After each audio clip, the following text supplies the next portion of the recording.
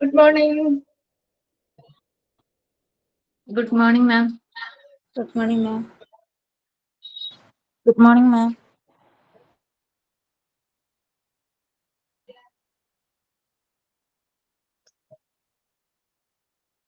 Okay, നമ്മൾ audit എന്ന് പറഞ്ഞ ചാപ്റ്റർ അല്ലേ സ്റ്റാർട്ട് ചെയ്തത് കഴിഞ്ഞ ക്ലാസ്സില്?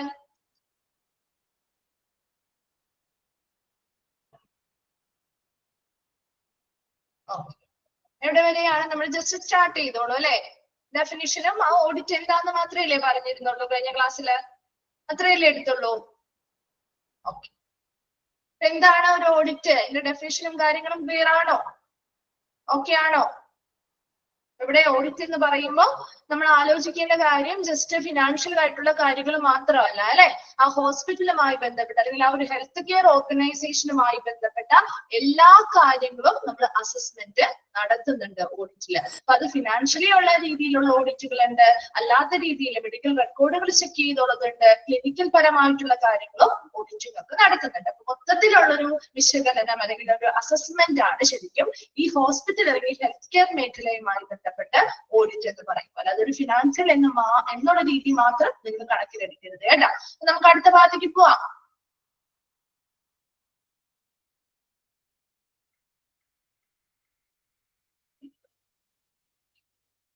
ഓക്കെ, നെക്സ്റ്റ് വരുന്നത് വൈ ഓഡിറ്റ്. എന്തിനാണ് നമ്മൾ ഈ ഒരു ഹോസ്പിറ്റൽ അല്ലെങ്കിൽ ഹെൽത്ത് കെയർ ഓർഗനൈസേഷൻസിനെ ഓഡിറ്റിംഗ് നടത്തുന്നതിന്റെ ആവശ്യകത അല്ലെ? എന്തിനു വേണ്ടി നമ്മൾ ഓഡിറ്റിംഗ് നടത്തണം?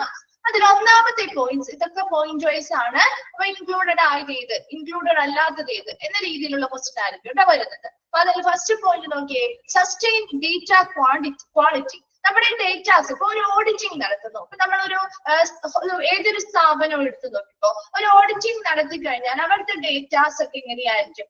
പക്ക പെർഫെക്റ്റ് ആയിരിക്കും അല്ലെ? ഒരു ഓഡിറ്റിംഗ് നടത്തുന്ന ഒരു സ്ഥാപനമാവുമ്പോ അവിടുത്തെ കാര്യങ്ങളെല്ലാം പെർഫെക്റ്റ് ആയിട്ട് എല്ലാ ഡേറ്റാസും റെക്കോർഡ്സും കാര്യങ്ങളും ഒക്കെ നമുക്ക് എന്തായിരിക്കും? വളരെ പെർഫെക്റ്റ് ആയിട്ട് നിലനിർത്താൻ പറ്റും ഇല്ലേ? അപ്പൊ അതുപോലെ തന്നെ ഈ ഓരോ ഹെൽത്ത് കെയർ ഓർഗനൈസേഷനിലും നമ്മൾ ഓഡിറ്റിംഗ് നടത്തുന്നത് കൊണ്ട് അവിടുത്തെ ഡേറ്റാസിന്റെ ക്വാളിറ്റി അല്ലെങ്കിൽ ഗുണനിലവാരം നമുക്ക് നിലനിർത്താനായിട്ട് സാധിക്കുന്നത്. മനസ്സിലായോ? അപ്പൊ ഡേറ്റാസിലെ വ്യത്യാസങ്ങളോ കാര്യങ്ങളോ ഒന്നുമില്ലാതെ വളരെ പെർഫെക്റ്റ് ആയിട്ട് നമുക്ക് അത് കീപ്പ് ചെയ്ത് കൊണ്ടുപോകാനായിട്ട് ഈ ഓഡിറ്റിംഗ് ചെയ്യുന്നത് വഴി സഹായിക്കുന്നുണ്ട്. ക്ലിയർ ആണോ ഫസ്റ്റ് പോയിന്റ്? രണ്ടാമത് പറയുന്നത് define reputation of staff, organiser and hospital. അതിപ്പോ ഹോസ്പിറ്റലിലെ അതുപോലെ തന്നെ അവിടെ വർക്ക് ചെയ്യുന്ന ജീവനക്കാര്, അവിടുത്തെ അതിന്റെ ഓർഗനൈസേഴ്സ് മുതലായവരുടെയൊക്കെ ഒരു പ്രശസ്തി വർദ്ധിപ്പിക്കാനായിട്ട്, അല്ലെങ്കിൽ ആ ഒരു ഹോസ്പിറ്റലുമായി ബന്ധപ്പെട്ടുള്ള പ്രശസ്തി ആവാം, അല്ലെങ്കിൽ ആ സ്റ്റാഫുകളുമായി ബന്ധപ്പെട്ട അവിടുത്തെ ആ കോർഡിനേറ്റ് ചെയ്യുന്ന ഓർഗനൈസേഴ്സുമായി ബന്ധപ്പെട്ടുള്ള പ്രശസ്തി നമുക്ക് എന്ത് ചെയ്യാൻ പറ്റും? നിലനിർത്താനായിട്ട് അല്ലെങ്കിൽ സംരക്ഷിക്കാനായിട്ട് ഈ ഓഡിറ്റിംഗ് വഴി സഹായിക്കുന്നുണ്ട്. മൂന്നാമത്തത് define current and future funding. ഇപ്പൊ നിലവില് നമ്മുടെ ഫണ്ടിങ് കാര്യങ്ങളുമായി ബന്ധപ്പെട്ട് അല്ലെ, ഫിനാൻഷ്യൽ ആയിട്ടുള്ള കാര്യങ്ങളും ഇതിൽ ഉൾപ്പെടുന്നുണ്ട് അല്ലെ? അപ്പൊ നമ്മുടെ നിലവിലുള്ള ഫണ്ടിങ്ങുമായി ബന്ധപ്പെട്ട കാര്യങ്ങള്, അല്ലെങ്കിൽ ഭാവിയിൽ എങ്ങനെയായിരിക്കണം ഓരോ പണവും നമ്മൾ വിനിയോഗിക്കേണ്ടത് മുതലായ കാര്യങ്ങളെ കുറിച്ച് കൃത്യമായിട്ട് നമുക്ക് അതിനെ എന്ത് ചെയ്യാൻ പറ്റും? ആ ഫണ്ടിങ്ങിനെ കുറിച്ച് കൃത്യമായിട്ടൊരു സംരക്ഷണം നമുക്ക് നൽകാനായിട്ട് സാധിക്കും. നെക്സ്റ്റ് പറയുന്നത് റിഫൈൻ ക്വാളിറ്റി. ആ സ്ഥാപനവുമായി ബന്ധപ്പെട്ട ഗുണനിലവാരത്തെ നമുക്ക് റിഫൈൻ ചെയ്തെടുക്കുക എന്ന് പറഞ്ഞാൽ ശുദ്ധീകരിച്ചെടുക്കാൻ സാധിക്കും. ഇപ്പൊ ഒരു പ്രാവശ്യം നമ്മൾ ഓഡിറ്റിംഗ് ചെയ്തു. ഓഡിറ്റിംഗ് ചെയ്തപ്പോൾ നമുക്ക് കുറച്ച് കാര്യങ്ങളൊക്കെ മനസ്സിലായി, അവിടെ ഇന്ന ഏരിയാസില് ശരിയായ രീതിയിലല്ല കാര്യങ്ങൾ നടക്കുന്നത് എന്ന് മനസ്സിലാക്കിയാൽ നമുക്ക് അടുത്ത പ്രാവശ്യത്തേക്ക് അത് എന്ത് ചെയ്യാം? ഇംപ്രൂവ് ചെയ്യാനുള്ള ഒരു അവസരമുണ്ട് അല്ലെ? അപ്പൊ ഇങ്ങനെ ഇംപ്രൂവ് ചെയ്ത് നമ്മുടെ ആ ഒരു ക്വാളിറ്റി, നല്ല ഗുണനിലവാരം നമുക്ക് ശുദ്ധീകരിക്കാനായിട്ട് അല്ലെങ്കിൽ റിഫൈൻ ചെയ്യാനായിട്ട് ഓഡിറ്റിംഗ് സഹായിക്കുന്നുണ്ട്. നെക്സ്റ്റ് വരുന്നത് യൂസ്ഫുൾ ഫോർ ക്ലിനിക്കൽ ഇംപ്രൂവ്മെന്റ്. എന്താണ്? അവിടെ കൊടുക്കുന്ന ചികിത്സാപരമായിട്ടുള്ള എല്ലാ കാര്യങ്ങളും ഈ ഓഡിറ്റിംഗ് ചെയ്യുന്നത് വഴി നമുക്ക് മനസ്സിലാക്കാൻ പറ്റും. ഓരോ പേഷ്യൻസിനും ശരിയായ രീതിയിലുള്ള കെയർ ആണോ അവിടെ കൊടുക്കുന്നത്, ശരിയായ രീതിയിലുള്ള ട്രീറ്റ്മെന്റ് ആണോ കൊടുക്കുന്നത്, പിന്നെ അങ്ങനെയല്ല എങ്കിൽ നമുക്ക് എന്ത് ചെയ്യാൻ പറ്റും? എവിടെയൊക്കെയാണോ കുറവുകളുള്ളത് അത് കണ്ടെത്തി നമുക്ക് മെച്ചപ്പെടുത്തൽ നടത്താനായിട്ട് ഇത് ഉപയോഗപ്രദമാണ്. ഇത്രയും പോയിന്റ്സ് നമ്മൾ പറഞ്ഞെന്താ? ഫസ്റ്റ് വൺ എന്താ പറഞ്ഞത്? ഡേറ്റാസ്. ആ ഹോസ്പിറ്റലിൽ ആ ഒരു ഹെൽത്ത് കെയർ ഓർഗനൈസേഷനിൽ ഒരു ഓഡിറ്റിംഗ് ചെയ്യുന്നത് വഴി അവരുടെ ഡേറ്റാസിന്റെ ഗുണനിലവാരം നമുക്ക് നിലനിർത്താൻ സാധിക്കുന്നു. രണ്ടാമത്തത് ആ ഹോസ്പിറ്റലുമായി ബന്ധപ്പെട്ട് അവരുടെ ജീവനക്കാര്, അവരുടെ ഓർഗനൈസേഴ്സ് മുതലായ എല്ലാവരുമായി ബന്ധപ്പെട്ട ആ ഒരു പ്രശസ്തി നമുക്ക് സംരക്ഷിക്കാനായിട്ട് ഈ ഓഡിറ്റിംഗ് വഴി സാധിക്കുന്നുണ്ട്.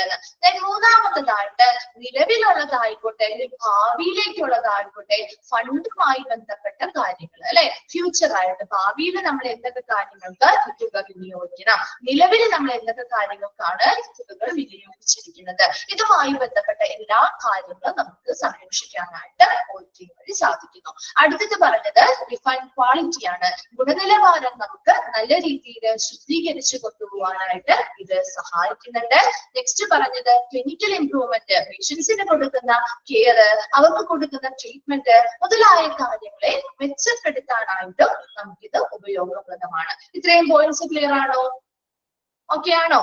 ഇതിലേതെങ്കിലും പോയിന്റ്സ് റിപ്പീറ്റ് ചെയ്യണോ? എന്താണ് റിപ്ലൈ ചെയ്യാത്തെ? മനസ്സിലാവുന്നില്ലേ? ഓക്കെ ആണോ ഇത്രയും പോയിന്റ്സ്? Okay okay.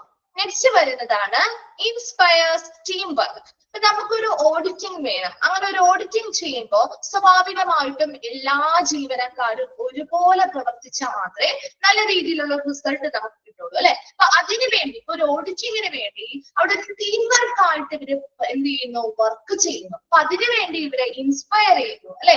ഒരു ഓഡിറ്റിംഗ് വരാൻ പോവാണ്. അപ്പൊ നമുക്കും അറിയാം നമ്മളൊരു ഓഡിറ്റിംഗ് വരാൻ പോകുമ്പോൾ എല്ലാ കാര്യങ്ങളും പെർഫെക്റ്റ് ആയിരിക്കണം, ഡേറ്റാ സെറ്റ് കൃത്യമായിട്ട് ആക്യുറേറ്റ് ആയിട്ട് നമ്മൾ നിലനിർത്തണം. അപ്പൊ അത് ഒരു വ്യക്തി വിചാരിച്ച് നടക്കുന്ന കാര്യമല്ല അല്ലെ. അപ്പൊ ഒത്തിരി ആളുകള് ഒരുമിച്ച് നിന്ന് ഒരു ടീം വർക്ക് ആയിട്ട് പരിശ്രമിക്കുന്നതിന്റെ ഫലമായിട്ടാണ് അത് നമുക്ക് ലഭിക്കുക. അപ്പൊ അതിനു വേണ്ടിയിട്ട് അങ്ങനെയുള്ള ഒരു ഓഡിറ്റിംഗ് നടത്തുമ്പോൾ ആ ഒരു ടീം വർക്ക് ആ ഹോസ്പിറ്റലിൽ അല്ലെങ്കിൽ ആ ഒരു ഹെൽത്ത് കെയർ മേഖലയിലെ ആ ഒരു ടീം വർക്കിനെ ശരിക്കും ഇൻസ്പയർ ചെയ്യുകയാണ് ഓഡിറ്റിംഗ് എന്ന് പറയുന്നത്, അല്ലെങ്കിൽ ഒരു പ്രചോദനം നൽകുന്നു. അങ്ങനെ ഒരു ടീം വർക്കിലൂടെ നമുക്ക് നല്ല രീതിയിലുള്ള റിസൾട്ട് നമുക്ക് ലഭ്യമാക്കി എടുക്കാം എന്ന രീതിയിലുള്ള ഒരു പ്രചോദനം ഓഡിറ്റിംഗ് വഴി അവിടുത്തെ ജീവനക്കാർക്ക് നൽകുന്നുണ്ട്. ദെൻ അടുത്തത് ഇംപ്രൂവ് പേഷ്യന്റ് കെയർ.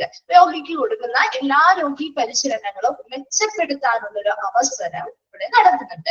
അടുത്തത് ഫിനാൻഷ്യൽ ബെനിഫിറ്റ്സ്, സാമ്പത്തികപരമായിട്ടുള്ള ഒത്തിരി നേട്ടങ്ങൾ. അപ്പൊ ഓഡിറ്റിംഗ് നടത്തുമ്പോൾ നമുക്ക് മനസ്സിലാവുന്നു നമുക്ക് ഇനി ഫിനാൻഷ്യൽ പരമായിട്ടുള്ള ഓഡിറ്റിംഗ് ഒക്കെ ഉണ്ട് അല്ലെ. അപ്പൊ അങ്ങനെ നടത്തുമ്പോൾ നമുക്ക് മനസ്സിലാവുന്നുണ്ട് ഇങ്ങനെ സർവീസുകൾ അല്ലെങ്കിൽ ഇങ്ങനെ നമുക്ക് കൊടുത്താൽ നല്ല രീതിയിലുള്ള ലാഭം അല്ലെങ്കിൽ മെച്ചം നമുക്ക് കിട്ടുന്നുണ്ട്. അപ്പൊ അതിനനുസരിച്ച് നമുക്ക് ഭാവിയിലേക്കുള്ള കാര്യങ്ങൾ പ്ലാൻ ചെയ്യാനും അതിനനുസരിച്ച് നമുക്ക് സാമ്പത്തികപരമായിട്ടുള്ള നേട്ടങ്ങൾ നേടിയെടുക്കാനും ഈ ഓഡിറ്റിംഗ് സഹായിക്കുന്നുണ്ട്. അടുത്തതാണ് become necessary for meeting litigations under CPA. ആരാണ് CPA?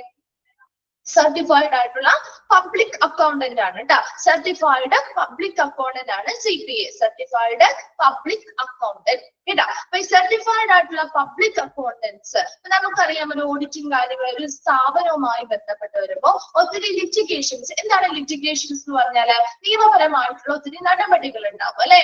ഇല്ലേ? ഒരു ഫിനാൻഷ്യൽ പരമായിട്ട് സാമ്പത്തികപരമായിട്ട് കൈകാര്യം ചെയ്യുന്ന ഒരു സ്ഥാപനവുമായി ബന്ധപ്പെട്ട് ഒത്തിരി നിയമ നടപടികൾ അവർ നേരിടേണ്ടതായിട്ട് വരും അല്ലെ. അപ്പൊ അവരെപ്പോഴും എന്താണ് ചെയ്യേണ്ടത്? ഇങ്ങനെയുള്ള ഓഡിറ്റിംഗ് ഒക്കെ നടത്തി ഇടയ്ക്കിടയ്ക്ക് ഓഡിറ്റിംഗ് നടത്തി അവരുടെ ഡേറ്റാസും കാര്യങ്ങളും ഒക്കെ പ്രോപ്പർ ആയിട്ട് അവരുടെ റെക്കോർഡും ഡോക്യുമെന്റ്സും ഒക്കെ കീപ്പ് ചെയ്യുകയാണെങ്കിൽ എന്തൊരു നിയമ നടപടി വന്നാലും അവർക്ക് അത് ബാധിക്കോ? ബാധിക്കോ? ഒരു നിയമ നടപടി എന്ത് വന്നാലും അവർക്ക് അത് പ്രശ്നമുണ്ടോ? പ്രശ്നമുണ്ടോ? ഉണ്ടാവില്ല അല്ലെ. അത് തന്നെയാണ് ഇവിടുത്തെയും പ്രധാന കാര്യം. ഒരു CPA അല്ലെങ്കിൽ ഒരു സർട്ടിഫൈഡ് ആയിട്ടുള്ള പബ്ലിക് അക്കൗണ്ടന്റുമായി ബന്ധപ്പെട്ട് ഇങ്ങനെ എന്തെങ്കിലും നിയമ നടപടികൾ ഇവർക്ക് നേരിടേണ്ടി വന്നാലും അതിന് വളരെ അനിവാര്യമാണ് ഈ ഓഡിറ്റിംഗ് എന്ന് പറയുന്നത്. അങ്ങനെ ഒരു ഓഡിറ്റിംഗ് പ്രോപ്പറായിട്ട് നടക്കുന്ന ഒരു സ്ഥാപനമാണെങ്കിൽ അവർക്ക് അങ്ങനെ എന്ത് നിയമ നടപടി വന്നാലും അവർക്ക് അതിനെ നേരിടാനായിട്ട് സാധിക്കും. ഇത്രയും കാര്യങ്ങൾ ഒരു ഓഡിറ്റിംഗ് ചെയ്യുന്നത് എന്തിനു വേണ്ടി അല്ലെങ്കിൽ നമുക്ക് അതുവഴി എന്താണ് നമുക്ക് ലഭ്യമാകുന്നത്? അടുത്തപ്പോ എന്താ പറയുക? നമ്മൾ ആദ്യം പറഞ്ഞത് യൂസ്ഫുൾ ഫോർ ക്ലിനിക്കൽ ഇംപ്രൂവ്മെന്റ് വരെയാണ് നേരത്തെ പറഞ്ഞിരുന്നത് അല്ലെ. അടുത്തത് എന്താ പറഞ്ഞത് നമ്മള് ഇൻസ്പയർ ടീം വർക്ക്. അവിടെ ടീം വർക്ക് നന്നായിട്ട് അവർ ആ ടീം വർക്കിൽ ചെയ്യാൻ വേണ്ടിയിട്ട് ഒരു പ്രചോദനം നമുക്ക് ഈ ഒരു ഓഡിറ്റിംഗ് വഴി നൽകുന്നുണ്ടെന്ന് പറഞ്ഞു. അതുപോലെ പേഷ്യൻസിന് നല്ല രീതിയിലുള്ള രോഗി പരിചരണങ്ങൾ മെച്ചപ്പെടുത്താനുള്ള ഒരു അവസരം നൽകുന്നുണ്ട്. അതുപോലെ സാമ്പത്തികമായിട്ടുള്ള ലാഭം നമുക്ക് അതിലൂടെ കിട്ടുന്നുണ്ട്. അതുപോലെ തന്നെ ഇങ്ങനെയുള്ള എന്ത് നിയമ നടപടികൾ വന്നാലും നമുക്ക് അതിനെ നേരിടാനായിട്ടും ഈ ഓഡിറ്റിംഗ് വളരെ അനിവാര്യമാണ്. ഓക്കെ ആണോ? Y audit? ഡിഫെൻഡ് എന്ന് പറഞ്ഞാൽ ഡിഫെൻഡ് അഗെയിൻസ്റ്റ് എന്നുള്ള മീനിങ് ആണ് കേട്ടോ ഇവിടെ വരാം. അതായത് സംരക്ഷിക്കുക അല്ലെങ്കിൽ നമ്മൾ അതിനെ പാലിക്കുക എന്നുള്ളൊരു മീനിങ് ആണ് വരുന്നത് കേട്ടോ. ഓക്കെ ആണോ? ഇത്രയും പോയിന്റ്സ് ഏതെങ്കിലും പോയിന്റ്സ് റിപ്പീറ്റ് ചെയ്യണോ? ക്ലിയർ ആണോ? Okay okay. അപ്പൊ നെക്സ്റ്റ് വരുന്നത് അടുത്ത രണ്ടെണ്ണം ഇമ്പോർട്ടന്റ് ആണ് കേട്ടോ. Audit may be internal or external. Auditing നമുക്ക് രണ്ട് രീതിയിൽ ചെയ്യാം. ഇന്റേണൽ ആയിട്ട് ചെയ്യാം, എക്സ്റ്റേണൽ ആയിട്ട് ചെയ്യാം. ഇപ്പൊ ഇന്റേണൽ എന്ന് പറയുമ്പോൾ തന്നെ നിങ്ങൾക്ക് അറിയാൻ പറ്റുമായിരിക്കും എന്തായിരിക്കും ഒരു ഇന്റേണൽ ഓഡിറ്റ് എന്ന് പറയുമ്പോൾ. എന്താ നിങ്ങൾക്ക് മനസ്സിലാവുന്നത് ഇന്റേണൽ ഓഡിറ്റ് എന്ന് പറയുമ്പോൾ? ഒന്ന് ആലോചിച്ച് നോക്കിയേ. എന്താണ് ഒരു ഇന്റേണൽ ഓഡിറ്റും എക്സ്റ്റേണൽ ഓഡിറ്റും? അതെ, ആ ഒരു ഓർഗനൈസേഷൻ ഉള്ളിൽ വെച്ച് തന്നെ അല്ലെ, ഇതിന്റെ ഓർഗനൈസേഷൻ ആണ്. ആ ഓർഗനൈസേഷൻ ഉള്ളിൽ വെച്ച് തന്നെ നമ്മൾ അവിടുത്തെ ജീവനക്കാരെ ഉപയോഗിച്ചുകൊണ്ടാണ് നമ്മൾ ഇന്റേണൽ ഓഡിറ്റ് ചെയ്യുക. ഇനി എക്സ്റ്റേണൽ ഓഡിറ്റ് ആകുമ്പോഴോ, എക്സ്റ്റേണൽ ഓഡിറ്റിന്റെ പ്രത്യേകത എന്തായിരിക്കും? പുറത്തു നിന്നുള്ള എംപ്ലോയീസ് വന്ന് അല്ലെ, പുറത്തു നിന്നുള്ള എന്തെങ്കിലും ഏജൻസീസോ കാര്യങ്ങളോ വന്ന് നമ്മുടെ ഇവിടത്തെ കാര്യങ്ങൾ വിലയിരുത്തുകയാണ് എക്സ്റ്റേണൽ ഓഡിറ്റിംഗിന്റെ പ്രത്യേകത. അപ്പൊ ഒരു സ്ഥാപനമാകുമ്പോൾ രണ്ട് രീതിയിലുള്ള ഓഡിറ്റിംഗ് നടത്തും അല്ലെ. നിങ്ങൾ ഏതെങ്കിലും ഒക്കെ സ്ഥാപനത്തിൽ വർക്ക് ചെയ്തിട്ടുണ്ട് അല്ലെങ്കിൽ ഇപ്പോ അമ്മമാരൊക്കെ നമ്മുടെ എന്താണ്, ജസ്റ്റ് ഒരു എക്സാമ്പിൾ പറയുന്നതാണ് കേട്ടോ മിസ്, പെട്ടെന്ന് കണക്ട് ചെയ്യാൻ വേണ്ടിട്ടാ. അപ്പൊ നമ്മുടെ അമ്മമാരൊക്കെ കുടുംബശ്രീയിലൊക്കെ ഉണ്ടാവും അല്ലെ, ഉണ്ടോ? അമ്മമാരൊക്കെ കുടുംബശ്രീയിലൊക്കെ ഉള്ളവരുണ്ടാവും. ഇപ്പൊ നിങ്ങളും ഉണ്ടാവും, ചിലവരൊക്കെ ഉണ്ടാവും അല്ലെ. അപ്പൊ അവിടെ എങ്ങനെയാണ്, നമുക്കൊരു വർഷത്തിൽ ഒരു ദിവസം ഓഡിറ്റിംഗ് ഉണ്ടാവും ഇല്ലേ? ഇവരുടെ റെക്കോർഡും കാര്യങ്ങളൊക്കെ കൃത്യമായിട്ട് പഞ്ചായത്തിൽ അല്ലെങ്കിൽ മുനിസിപ്പാലിറ്റിയിലാണെങ്കിൽ ഓഡിറ്റിംഗ് ഉണ്ടാവും അല്ലെ. അപ്പൊ അതെന്ന് പറയുന്നത് ശരിക്കും ഒരു എക്സ്റ്റേണൽ ഓഡിറ്റ് ആണ് അല്ലെ. നമ്മളല്ലല്ലോ അത് ഓഡിറ്റിങ്ങിന് വേണ്ടിയുള്ള കാര്യങ്ങൾ പരിശോധിക്കുന്നത്, പുറമേ നിന്നാണ്. അതേസമയം അതിനു മുൻപ്, അതങ്ങനെ കൊണ്ടുപോകുന്നതിന് മുൻപ് ഈ അമ്മമാര് അതിന് ബന്ധപ്പെട്ട അനുബന്ധമായിട്ടുള്ള ആളുകളെ ഇടയ്ക്കിടയ്ക്ക് ഈ കണക്കും കാര്യങ്ങളൊക്കെ കൃത്യമായിട്ട് ചെക്ക് ചെയ്ത് ഓരോന്നും എഴുതി വിലയിരുത്താറില്ലേ, ചെയ്യാറുണ്ടോ? ഈ ഒരു മെയിൻ ഓഡിറ്റിങ്ങിന് പോകുന്നതിന് മുൻപ് ഇല്ലേ? അത് തന്നെ. അപ്പൊ നമ്മുടെ അവിടുത്തെ ഉള്ള ആളുകൾ, അപ്പൊ അതൊരു സ്ഥാപനമായിട്ട് നിങ്ങൾ ചിന്തിക്കുക. ഒരു സ്ഥാപനമാണെങ്കിൽ ആ സ്ഥാപനത്തിനുള്ളിലുള്ള ജീവനക്കാര് ഇടയ്ക്കിടയ്ക്ക് അവർ മെച്ചപ്പെടുത്തൽ നടത്താൻ വേണ്ടി, ഇപ്പൊ അവർക്ക് ഫിനാൻഷ്യലി കുറച്ചൊരു എന്തെങ്കിലും ബുദ്ധിമുട്ട് വന്നു, എന്തുകൊണ്ടാണ് അവർക്ക് അങ്ങനെ സാമ്പത്തികപരമായിട്ട് വലിയ ലാഭം നേടാൻ പറ്റാത്തത്, അത് എന്തുകൊണ്ടായിരിക്കാം? അങ്ങനെയുള്ള പല റീസൺസ് വെച്ചിട്ട് ഇപ്പൊ ഹോസ്പിറ്റലാകുമ്പോൾ അവിടുത്തെ രോഗികൾക്ക് നല്ല രീതിയിലുള്ള പരിചരണങ്ങൾ കിട്ടുന്നുണ്ടോ, ഏതെങ്കിലും മേഖലയിൽ എന്തെങ്കിലും ഇംപ്രൂവ്മെന്റ്സ് ആവശ്യമായിട്ട് വരുന്നുണ്ടോ, അങ്ങനെയുള്ള ഏരിയാസ് ഒക്കെ മനസ്സിലാക്കാനും കാര്യങ്ങളുമായിട്ട് പലതരത്തിലുള്ള ഇന്റേണൽ ഓഡിറ്റുകൾ നടത്തുന്നുണ്ട്.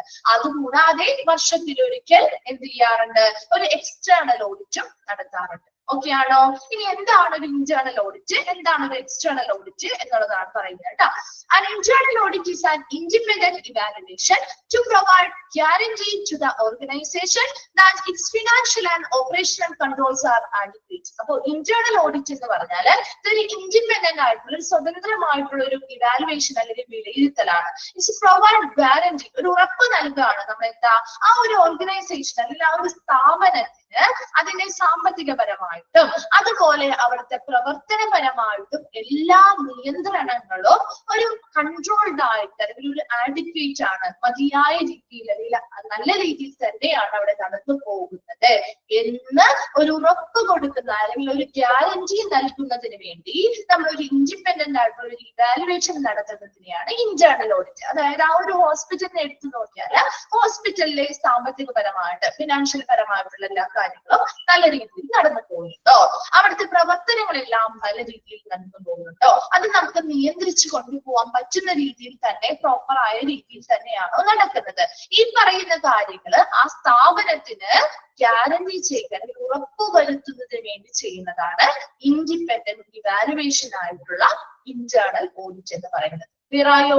ഒരു ഇന്റേണൽ ഓഡിറ്റ് എന്ന് പറയുമ്പോൾ എപ്പോഴും അതിനുള്ളിലുള്ള ജീവനക്കാർ തന്നെ അവരുടെ അവിടുത്തെ പ്രവർത്തനങ്ങൾ നല്ല രീതിയിലാണോ നടന്നു പോകുന്നത്, പ്രോപ്പറായ രീതിയിലാണോ നടന്നു പോകുന്നത്, അവിടുത്തെ സാമ്പത്തികപരമായ രീതിയിലുള്ള കാര്യങ്ങളെല്ലാം ശരിയായ രീതിയിലാണോ നടക്കുന്നത് മുതലായ കാര്യങ്ങൾ ഉറപ്പുവരുത്തുന്നതിന് വേണ്ടിയാണ് അവർ ഇന്റേണൽ ഓഡിറ്റ് ചെയ്യുന്നത്. ക്ലിയർ ആണോ? ഓക്കെ ആണോ? ഇന്റേണൽ ഓഡിറ്റ് മനസ്സിലാവുന്നുണ്ടോ? സിമ്പിൾ ആയിട്ടുള്ള ചാപ്റ്റർ ആണ് കേട്ടോ, ഒത്തിരി ഡിഫിക്കൽട്ടി ആയിട്ടുള്ള ഒന്നും പറയുന്നില്ല. നിങ്ങൾ ഒന്ന് മനസ്സിലാക്കി എടുത്താൽ ക്യാച്ച് ചെയ്ത് പോകാൻ പറ്റുന്ന രീതിയിലുള്ള ഭാഗങ്ങളാണ്. Then this procedures compares organizational policies and procedures proportional to required compliance demands. അതായത് ഇവിടെ നമ്മൾ ഒരു ഇന്റേണൽ ഓഡിറ്റ് ചെയ്യുമ്പോൾ നമ്മൾ കുറച്ച് കാര്യങ്ങൾ കമ്പാരിസൺ നടത്താണ്. അതായത് ഇപ്പൊ ഒരു ഹോസ്പിറ്റൽ ആവുമ്പോൾ അവിടെ വരുന്ന പേഷ്യൻസിന് അല്ലെങ്കിൽ മറ്റുള്ള ആളുകൾക്ക് കുറെ ആവശ്യകതകൾ ഉണ്ടാവും അല്ലെ, കുറെ റിക്വയർമെന്റ്സ്, കുറെ കാര്യങ്ങൾ നമ്മൾ പാലിക്കേണ്ടതായിട്ടുണ്ടാവും, കുറെ ഡിമാൻഡുകൾ ഉണ്ടാവും. അപ്പൊ അതെല്ലാം കൃത്യമായിട്ട് അവിടെ നൽകുന്ന പോളിസികൾ, അവരുടെ ഹോസ്പിറ്റലിലുള്ള നിലവിലുള്ള പോളിസികള്, പ്രൊസീജിയേഴ്സ് എല്ലാം ഇതുമായിട്ടൊന്ന് കമ്പയർ ചെയ്യുകയാണ്. അപ്പൊ അവിടെ കമ്പാരിസൺ നടത്തുന്നത് എന്തിനു വേണ്ടിയാണ്? ആ ഹോസ്പിറ്റല് ഈ പറയുന്ന ഡിമാൻഡിനനുസരിച്ചാണോ പ്രവർത്തിക്കുന്നത്, എല്ലാ കാര്യങ്ങളും പറയുന്ന രീതിയിൽ പാലിക്കുന്നുണ്ടോ, അതിനനുസരിച്ചുള്ള പോളിസികളും പ്രൊസീജിയേഴ്സും ആണോ ആ സ്ഥാപനത്തിൽ ഫോളോ ചെയ്യുന്നത് മുതലായ കാര്യങ്ങൾ നമുക്ക് ഇങ്ങനെയുള്ള കമ്പാരിസൺ ചെയ്തുകൊണ്ട് മനസ്സിലാക്കാനും എന്തെങ്കിലും ആവശ്യമായ ഇംപ്രൂവ്മെന്റ്സ് നടത്തണമെങ്കിൽ അത് നടത്താനും സഹായിക്കുന്ന ഒന്നാണ് ഇന്റേണൽ ഓഡിറ്റ്. ക്ലിയർ ആണോ? ഇന്റേണൽ ഓഡിറ്റ് എന്താന്നുള്ളത് ഇനി പറയണോ? ഓക്കെ ആണോ? ഒന്ന് റിപ്ലൈ ചെയ്തേ.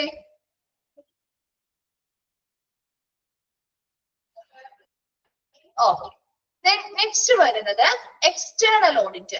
എക്സ്റ്റേണൽ ഓഡിറ്റ് എന്ന് പറയുമ്പോൾ അറിയാൻ പറ്റുമല്ലോ അല്ലെ, are use to evaluate certain aspects of characters of a health care providing organisation against specified standards. ഇവിടെ എക്സ്റ്റേണൽ ഓഡിറ്റ് എന്ന് പറയുമ്പോൾ നമുക്കൊരു നിർദ്ദിഷ്ടമായിട്ടുള്ള ഒരു സ്റ്റാൻഡേർഡ് അല്ലെങ്കിൽ കൃത്യമായ മാനദണ്ഡം ഉണ്ടാവും. ആ കൃത്യമായ സ്റ്റാൻഡേർഡ്സിനനുസരിച്ച് ഈ ഹെൽത്ത് കെയർ നൽകുന്ന അല്ലെങ്കിൽ ആരോഗ്യ പരിശീലനം നൽകുന്ന ഓർഗനൈസേഷൻസ് അല്ലെങ്കിൽ സ്ഥാപനങ്ങളുടെ പ്രത്യേകമായിട്ടുള്ള ചില പ്രത്യേക ആസ്പെക്ട്സ് മാത്രമേ അവിടെ നമ്മൾ പരിശോധിക്കുന്നുള്ളൂ.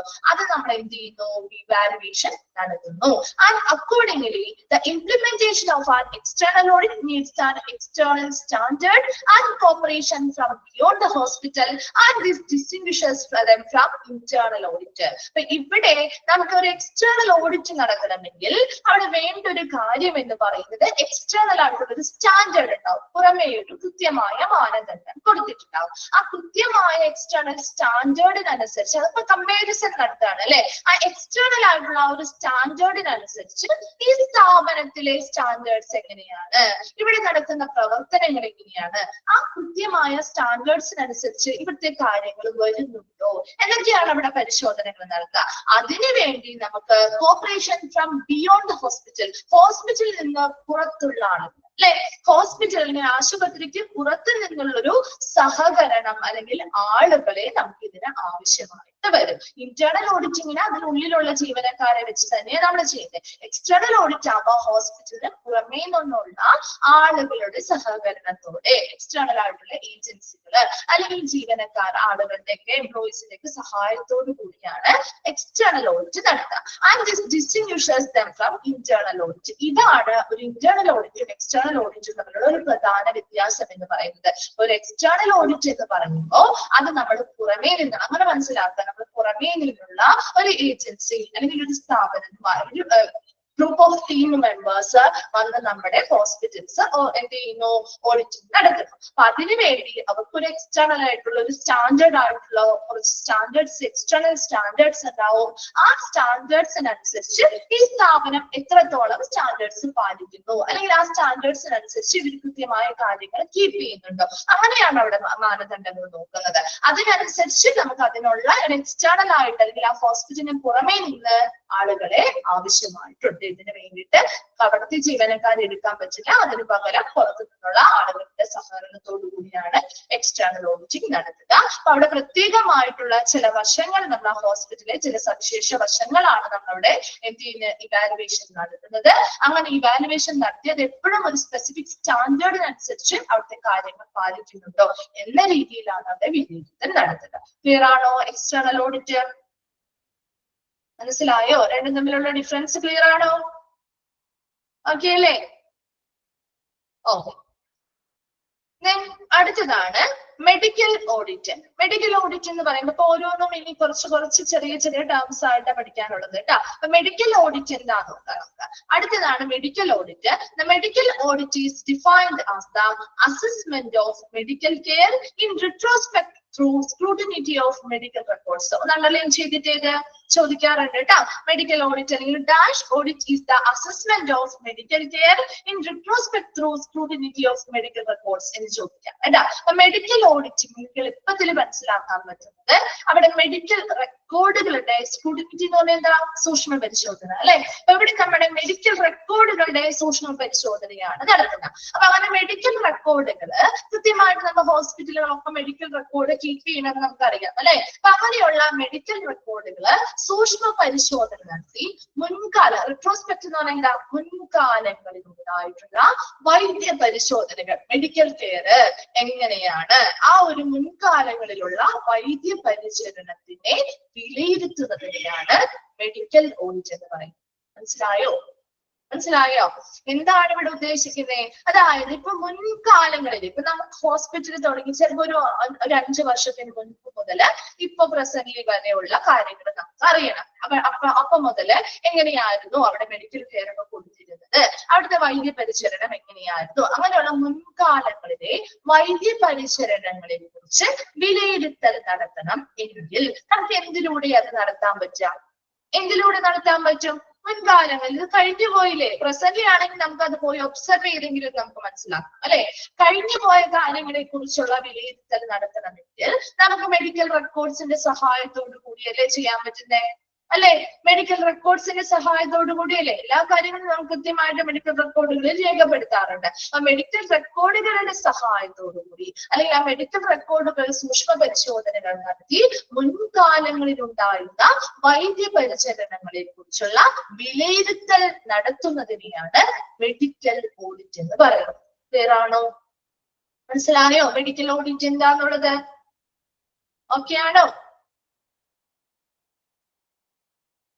റിപ്ലൈ ചെയ്തേ, പറയണോ അല്ലെങ്കിൽ റിപ്പീറ്റ് ചെയ്യണോ അല്ലെങ്കിൽ ക്ലിയർ ആണോ? എങ്ങനെയാന്ന് മിസ്സിന് മനസ്സിലാവുന്നില്ല? ഓക്കെ ആണോ? ഓ നോക്കിയേ, it is a plant analysis programme അല്ലെ. ഇത് നമുക്കൊരു മെഡിക്കൽ റെക്കോർഡ് കാര്യങ്ങളൊക്കെ കൃത്യമായിട്ട് നമുക്കൊരു പ്ലാൻ ചെയ്ത് നടത്താൻ പറ്റുന്നതാണ്. That which clearly monitors and evaluates the clinical performance of all practitioners. അപ്പൊ അവിടെ വർക്ക് ചെയ്യുന്ന എല്ലാ പ്രാക്ടീഷണേഴ്സ് ഇപ്പൊ ഡോക്ടേഴ്സ് എല്ലാവരുടെയും ക്ലിനിക്കൽ പെർഫോമൻസ് ചികിത്സാപരമായിട്ടുള്ളവരുടെ പെർഫോമൻസ് അല്ലെങ്കിൽ പ്രകടനം എത്രത്തോളം കൃത്യമായിട്ട് നിരീക്ഷിക്കുകയും വിലയിരുത്തുകയും ചെയ്യുന്ന ഒരു പ്ലാൻഡ് ആയിട്ടുള്ള ഒരു ആസൂത്രിതമായിട്ടുള്ള ഒരു പ്രോഗ്രാമാണ്. അല്ലാതെ ഒരിക്കലും പെട്ടെന്ന് വന്ന് ചെയ്യുന്നതോ കാര്യങ്ങളോ ഒന്നുമല്ല. നമ്മുടെ മെഡിക്കൽ റെക്കോർഡുകളൊക്കെ മെഡിക്കൽ ഓഡിറ്റിങ്ങിന് വേണ്ടി സജ്ജമാക്കി വെക്കുന്നു. അതിനുശേഷം എന്താ recorded by a qualified professional staff to identify, examine or verify the performance using accepted criteria. ഇവിടെ മെഡിക്കൽ ഓഡിറ്റ് നടത്താൻ വേണ്ടി അതിനുവേണ്ടി പ്രൊഫഷണലി ക്വാളിഫൈഡ് ആയിട്ടുള്ള സ്റ്റാഫിനെ നിയമിക്കും. ആ സ്റ്റാഫാണ് ഈ പറയുന്ന അവിടുത്തെ പ്രാക്ടീഷണേഴ്സ് എല്ലാം നല്ല രീതിയിലുള്ള വൈദ്യ പരിചരണങ്ങളാണോ നൽകിയിട്ടുള്ളത് അല്ലെ, നൽകുന്നതല്ല നൽകിയിട്ടുള്ളത്. മുൻകാലങ്ങളിലെ കാര്യങ്ങളല്ലേ നമ്മൾ നോക്കുന്നത്.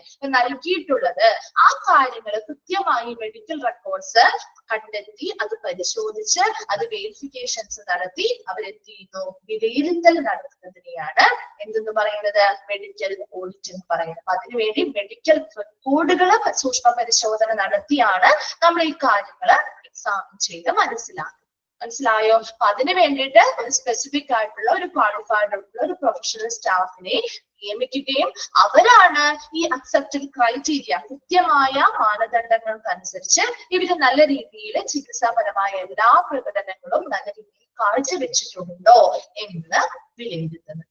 ഓക്കെ ആണോ? മെഡിക്കൽ ഓഡിറ്റ് ക്ലിയർ ആണോ? ഓക്കെ ആണോ?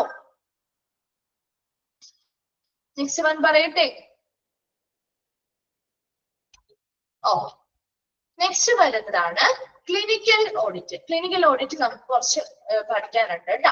ക്ലിനിക്കൽ ഓഡിറ്റ് എന്ന് പറഞ്ഞാൽ എന്തായിരിക്കും? Clinical audit covers all features of clinical care including that provided by nursing and paramedical staff. അപ്പൊ ഇവിടെ ക്ലിനിക്കൽ ഓഡിറ്റ് എന്ന് പറയുമ്പോൾ തന്നെ നമ്മൾ ആലോചിക്കുക ചികിത്സാപരമായിട്ടുള്ള കാര്യങ്ങൾ, അത് ഓഡിറ്റിംഗ് നടത്താണ്. അപ്പൊ അവിടെ ചികിത്സാപരമായിട്ടുള്ള കാര്യങ്ങളാകുമ്പോൾ നമുക്ക് ചികിത്സാപരമായിട്ടുള്ള പരിചരണങ്ങള് പേഷ്യൻസിന് കൊടുക്കുന്നുണ്ട് അല്ലെ. ക്ലിനിക്കൽ കെയർ നമ്മൾ ഹോസ്പിറ്റലാകുമ്പോൾ സ്വാഭാവികമായിട്ടും നമുക്കറിയാം പേഷ്യൻസിന് നമ്മൾ നല്ല രീതിയിലുള്ള ചികിത്സാപരമായിട്ടുള്ള വൈദ്യപരിചരണങ്ങൾ കൊടുക്കുന്നുണ്ട്. അപ്പൊ അങ്ങനെ വൈദ്യപരിചരണങ്ങൾ കൊടുക്കുന്നതുമായി ബന്ധപ്പെട്ട എല്ലാ ഫീച്ചേഴ്സും അല്ലെങ്കിൽ എല്ലാ സവിശേഷതകളും നമ്മൾ എന്തിൽ ഓഡിറ്റിംഗ് നടത്തുന്നുണ്ട്?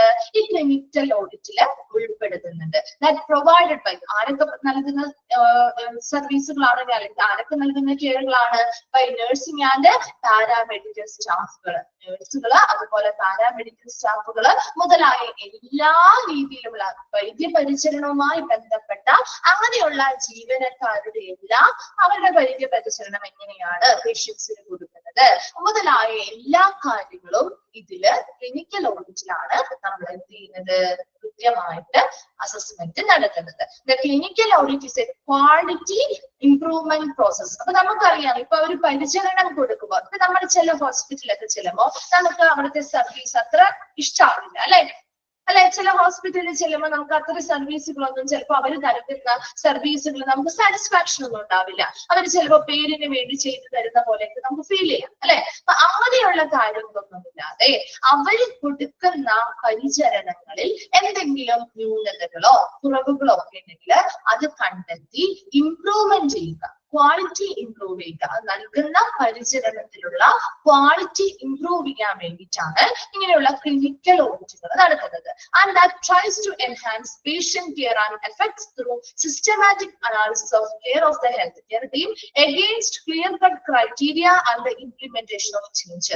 ഇവിടെ നമ്മൾ ഇങ്ങനെ ഒരു ക്വാളിറ്റി ഇംപ്രൂവ് ചെയ്യാൻ വേണ്ടിയിട്ട് ആദ്യം എൻഹാൻസ് ദ പേഷ്യൻസ് കെയർ, പേഷ്യൻസിന് കൊടുക്കുന്ന പരിചരണം, അതിന്റെ എഫക്റ്റുകളൊക്കെ ഒരു സിസ്റ്റമാറ്റിക് ആയിട്ട് വളരെ ചിട്ടയായ രീതിയിൽ അതെങ്ങനെയാണ് അവർക്ക് പരിചരണം കൊടുക്കുന്നത്, ആ ഹെൽത്ത് കെയർ ടീം എങ്ങനെയാണ് അവിടെ പരിചരണങ്ങൾ നൽകുന്നത്, ഏതൊക്കെ രീതിയിലാണ് അവർക്ക് അത് നൽകുന്നത് മുതലായ കാര്യങ്ങളൊക്കെ ഒരു ചിട്ടയായ രീതിയിൽ വിലയിരുത്തൽ നടത്തുകയും അതിനുവേണ്ടി ഒരു ക്ലിയർ കട്ട് ആയിട്ടുള്ള ഒരു ക്രൈറ്റീരിയ, എല്ലാത്തിനും ഒരു മാനദണ്ഡങ്ങൾ ഉണ്ടാവും കേട്ടോ. ആ എല്ലാ സ്റ്റാൻഡേർഡ്സ് അല്ലെങ്കിൽ കൃത്യമായ മാനദണ്ഡങ്ങൾ പ്രകാരം അതിനനുസരിച്ചാണോ അവിടെയുള്ള ഹെൽത്ത് കെയർ ടീം അവർക്കുള്ള പരിചരണങ്ങൾ നൽകുന്നത്, അങ്ങനെയാണോ അവിടുത്തെ പ്രവർത്തനങ്ങൾ നടത്തുന്നത്. ഇതെല്ലാം കൃത്യമായിട്ട് ഒരു സിസ്റ്റമാറ്റിക് ആയ രീതിയിൽ വിശകലനം ചെയ്യുന്നു.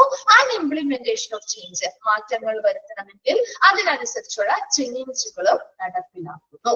ഒരു ക്ലിനിക്കൽ ഓഡിറ്റ് എന്ന് പറയുമ്പോൾ നിങ്ങൾ മനസ്സിലാക്കേണ്ടതായിട്ടുള്ള കാര്യം, ഇവിടെ ക്ലിനിക്കൽ കെയർ അല്ലെങ്കിൽ വൈദ്യപരിചരണം കൊടുക്കുന്നതുമായി ബന്ധപ്പെട്ട് പേഷ്യൻസിന് നല്ല രീതിയിലുള്ള പരിചരണം കിട്ടുന്നുണ്ടോ, നല്ല രീതിയിലുള്ള ഒരു എഫക്റ്റ് ആണോ അവർക്ക് നൽകുന്നത്, ആ ഒരു ഹെൽത്ത് കെയർ ടീം ഒന്നടങ്കം നല്ല രീതിയിലുള്ള പരിചരണങ്ങളോ കാര്യങ്ങളോ ആണോ കൊടുക്കുന്നത് എന്നുള്ളത് ഒരു ചിട്ടയായ രീതിയിൽ നമ്മൾ അനാലിസിസ് ചെയ്യുന്നു. ഇനി ആ അനാലിസിസ് ചെയ്യുമ്പോൾ എപ്പോഴും ഒരു ക്രൈറ്റീരിയ ഉണ്ടാവും, കൃത്യമായ ഒരു മാനദണ്ഡം പ്രകാരമായിരിക്കും ഇത് വിശകലനം ചെയ്യുക. അങ്ങനെ അനാലിസിസ് നടത്തി കഴിഞ്ഞ് എവിടെയാണോ മാറ്റങ്ങൾ വരുത്തേണ്ടത് അല്ലെങ്കിൽ എവിടെയാണോ ഇംപ്രൂവ്മെന്റ്സ് നടത്തേണ്ടത് അങ്ങനെയുള്ള ഏരിയാസിൽ ചേഞ്ചസ് അല്ലെങ്കിൽ മാറ്റങ്ങൾ എന്ത് ചെയ്യുന്നു, നടപ്പിലാക്കുകയും ചെയ്യുന്നു. ക്ലിയർ ആണോ ക്ലിനിക്കൽ ഓഡിറ്റ്? ഓക്കെ ആണോ?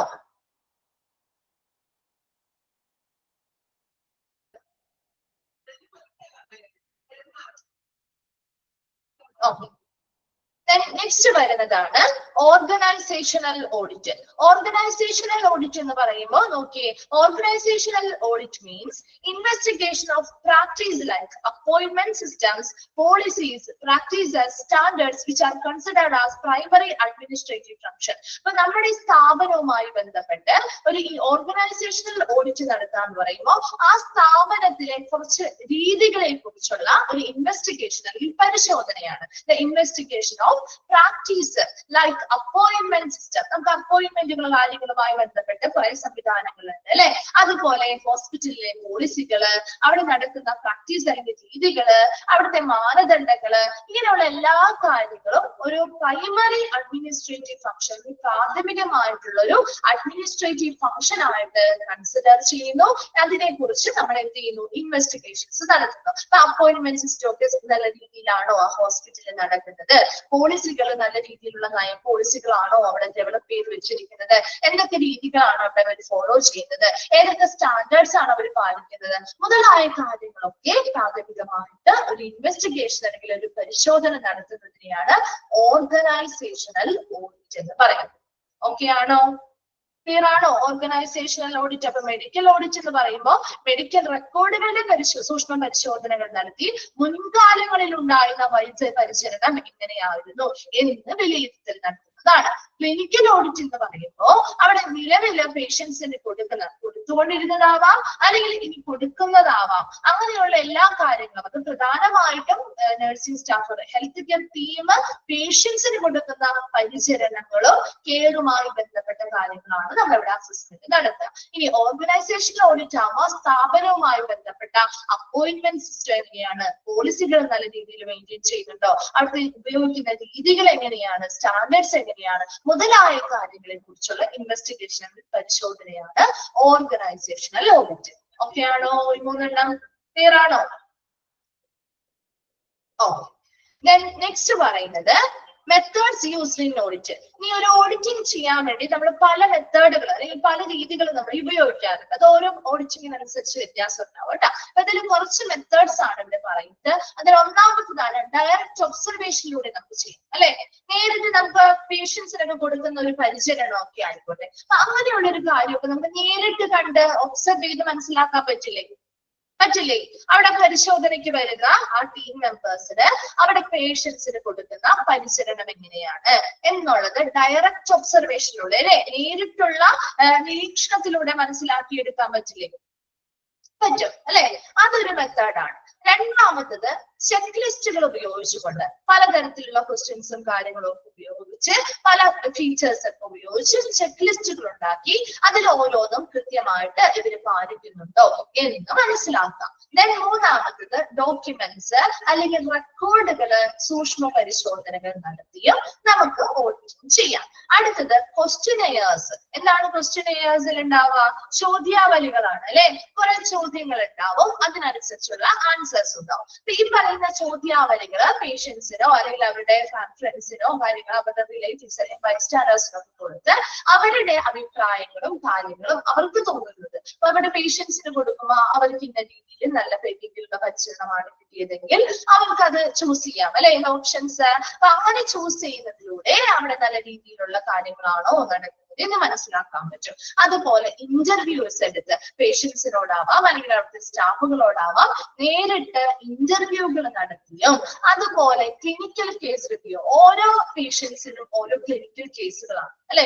ഓരോരുത്തർക്കും വ്യത്യസ്തമായ കണ്ടീഷൻസ് ഉള്ള പേഷ്യൻസ് ആണ്. അപ്പൊ അങ്ങനെയുള്ള ഓരോരുത്തരുടെയും ക്ലിനിക്കൽ കേസുകളാണ് എന്ന് കൺസിഡർ ചെയ്ത് ഓരോരുത്തരോടും ആ ഓരോ കേസ് എടുത്ത് നമ്മൾ അവലോകനം ചെയ്യാണ് അല്ലെങ്കിൽ റിവ്യൂ ചെയ്യും. ഇപ്പൊ ഒരു പേഷ്യന്റ് വന്നു, ആ പേഷ്യന്റ് ഇന്ന രോഗമായിട്ടാണ് വന്നത്, അവരിവിടെ നിന്ന് തിരിച്ചു പോകുമ്പോൾ അവർക്ക് ഇന്ന രീതിയിലുള്ള വ്യത്യാസങ്ങൾ ഉണ്ടായി. അങ്ങനെയുള്ള ഒത്തിരി കേസുകൾ അങ്ങനെ എടുത്ത് നമ്മൾ എന്ത് ചെയ്യുന്നു? റിവ്യൂ ചെയ്യുന്നു അല്ലെങ്കിൽ അവലോകനം ചെയ്യുമ്പോൾ മനസ്സിലാക്കാൻ പറ്റും ഇവിടെ എന്ത് രീതിയിലുള്ള ട്രീറ്റ്മെന്റ് ആണ് കൊടുക്കുന്നത്, നല്ല രീതിയാണോ ഇവിടെ ഫോളോ ചെയ്യുന്നത് മുതലായ കാര്യങ്ങൾ. ചിലപ്പോൾ നല്ല രീതിയിലുള്ള ഫോളോ ചെയ്യുമ്പോൾ ചിലപ്പോൾ നല്ല രീതിയിലുള്ള കാര്യങ്ങളല്ല അവർ കൊടുക്കുന്നതെങ്കിൽ ഒത്തിരി പേഷ്യൻസ് ചിലപ്പോൾ ഇവിടുത്തെ ലീവ് ചെയ്തൊക്കെ പോവാം അല്ലെ, ഇവർക്ക് ഇവിടുത്തെ ചികിത്സ വേണ്ട എന്നൊക്കെ പറഞ്ഞിട്ട്. അപ്പൊ അങ്ങനെയുള്ള കാര്യങ്ങൾ നമുക്ക് ഈ ഒരു ക്ലിനിക്കൽ കേസുകൾ റിവ്യൂ ചെയ്യുന്നത് വഴി മനസ്സിലാക്കാൻ പറ്റും. ഈ പറയുന്നതെല്ലാം ഒരു ഓഡിറ്റിങ്ങിന് വേണ്ടി നമ്മൾ ഉപയോഗിക്കുന്ന മെത്തേഡ്സ് അല്ലെങ്കിൽ രീതികളാണ്. അതിൽ ഒന്നാമത് നമുക്ക് നേരിട്ട് ഒബ്സർവേഷനിലൂടെ നേരിട്ട് നിരീക്ഷിച്ചുകൊണ്ട് നമുക്ക് മനസ്സിലാക്കാൻ പറ്റും. ചെക്ക് ലിസ്റ്റുകൾ ഉപയോഗിച്ചുകൊണ്ട് മനസ്സിലാക്കാൻ പറ്റും. ഡോക്യുമെന്റ്സ് അല്ലെങ്കിൽ റെക്കോർഡുകൾ കൃത്യമായിട്ട് സൂക്ഷ്മ പരിശോധനകൾ നടത്തി നമുക്ക് മനസ്സിലാക്കാൻ പറ്റും. ക്വസ്റ്റ്യനെയേഴ്സ് അല്ലെങ്കിൽ ചോദ്യാവലികൾ തയ്യാറാക്കി അത് ആളുകൾക്ക് കൊടുത്ത് നമുക്ക് അതിലൂടെ മനസ്സിലാക്കാൻ പറ്റും. ഇന്റർവ്യൂസ് നടത്തി ഇപ്പൊ പേഷ്യൻസിനോട് ആവാം, നേരിട്ടുള്ള അഭിമുഖങ്ങൾ നടത്താം, അവിടുത്തെ ജീവനക്കാരോടൊക്കെ നേരിട്ടുള്ള അഭിമുഖങ്ങൾ നടത്തി കുറെ കാര്യങ്ങൾ മനസ്സിലാക്കാൻ പറ്റും. ക്ലിനിക്കൽ കേസുകൾ, ഓരോ ചികിത്സാപരമായിട്ടുള്ള രോഗികളുടെ കേസുകളും എടുത്ത് റിവ്യൂ ചെയ്യുക, അവലോകനം ചെയ്യുന്നതിലൂടെയും കുറെ കാര്യങ്ങൾ നമുക്ക് മനസ്സിലാക്കാൻ പറ്റും. ഒരു ഓഡിറ്റിംഗുമായി ബന്ധപ്പെട്ട് ഏത് മെത്തേഡ് വേണമെങ്കിലും അവർക്ക് കൃത്യമായിട്ട് ഫോളോ ചെയ്യാവുന്നതാണ്. ക്ലിയർ ആണോ? Methods used in audit okay ആണോ?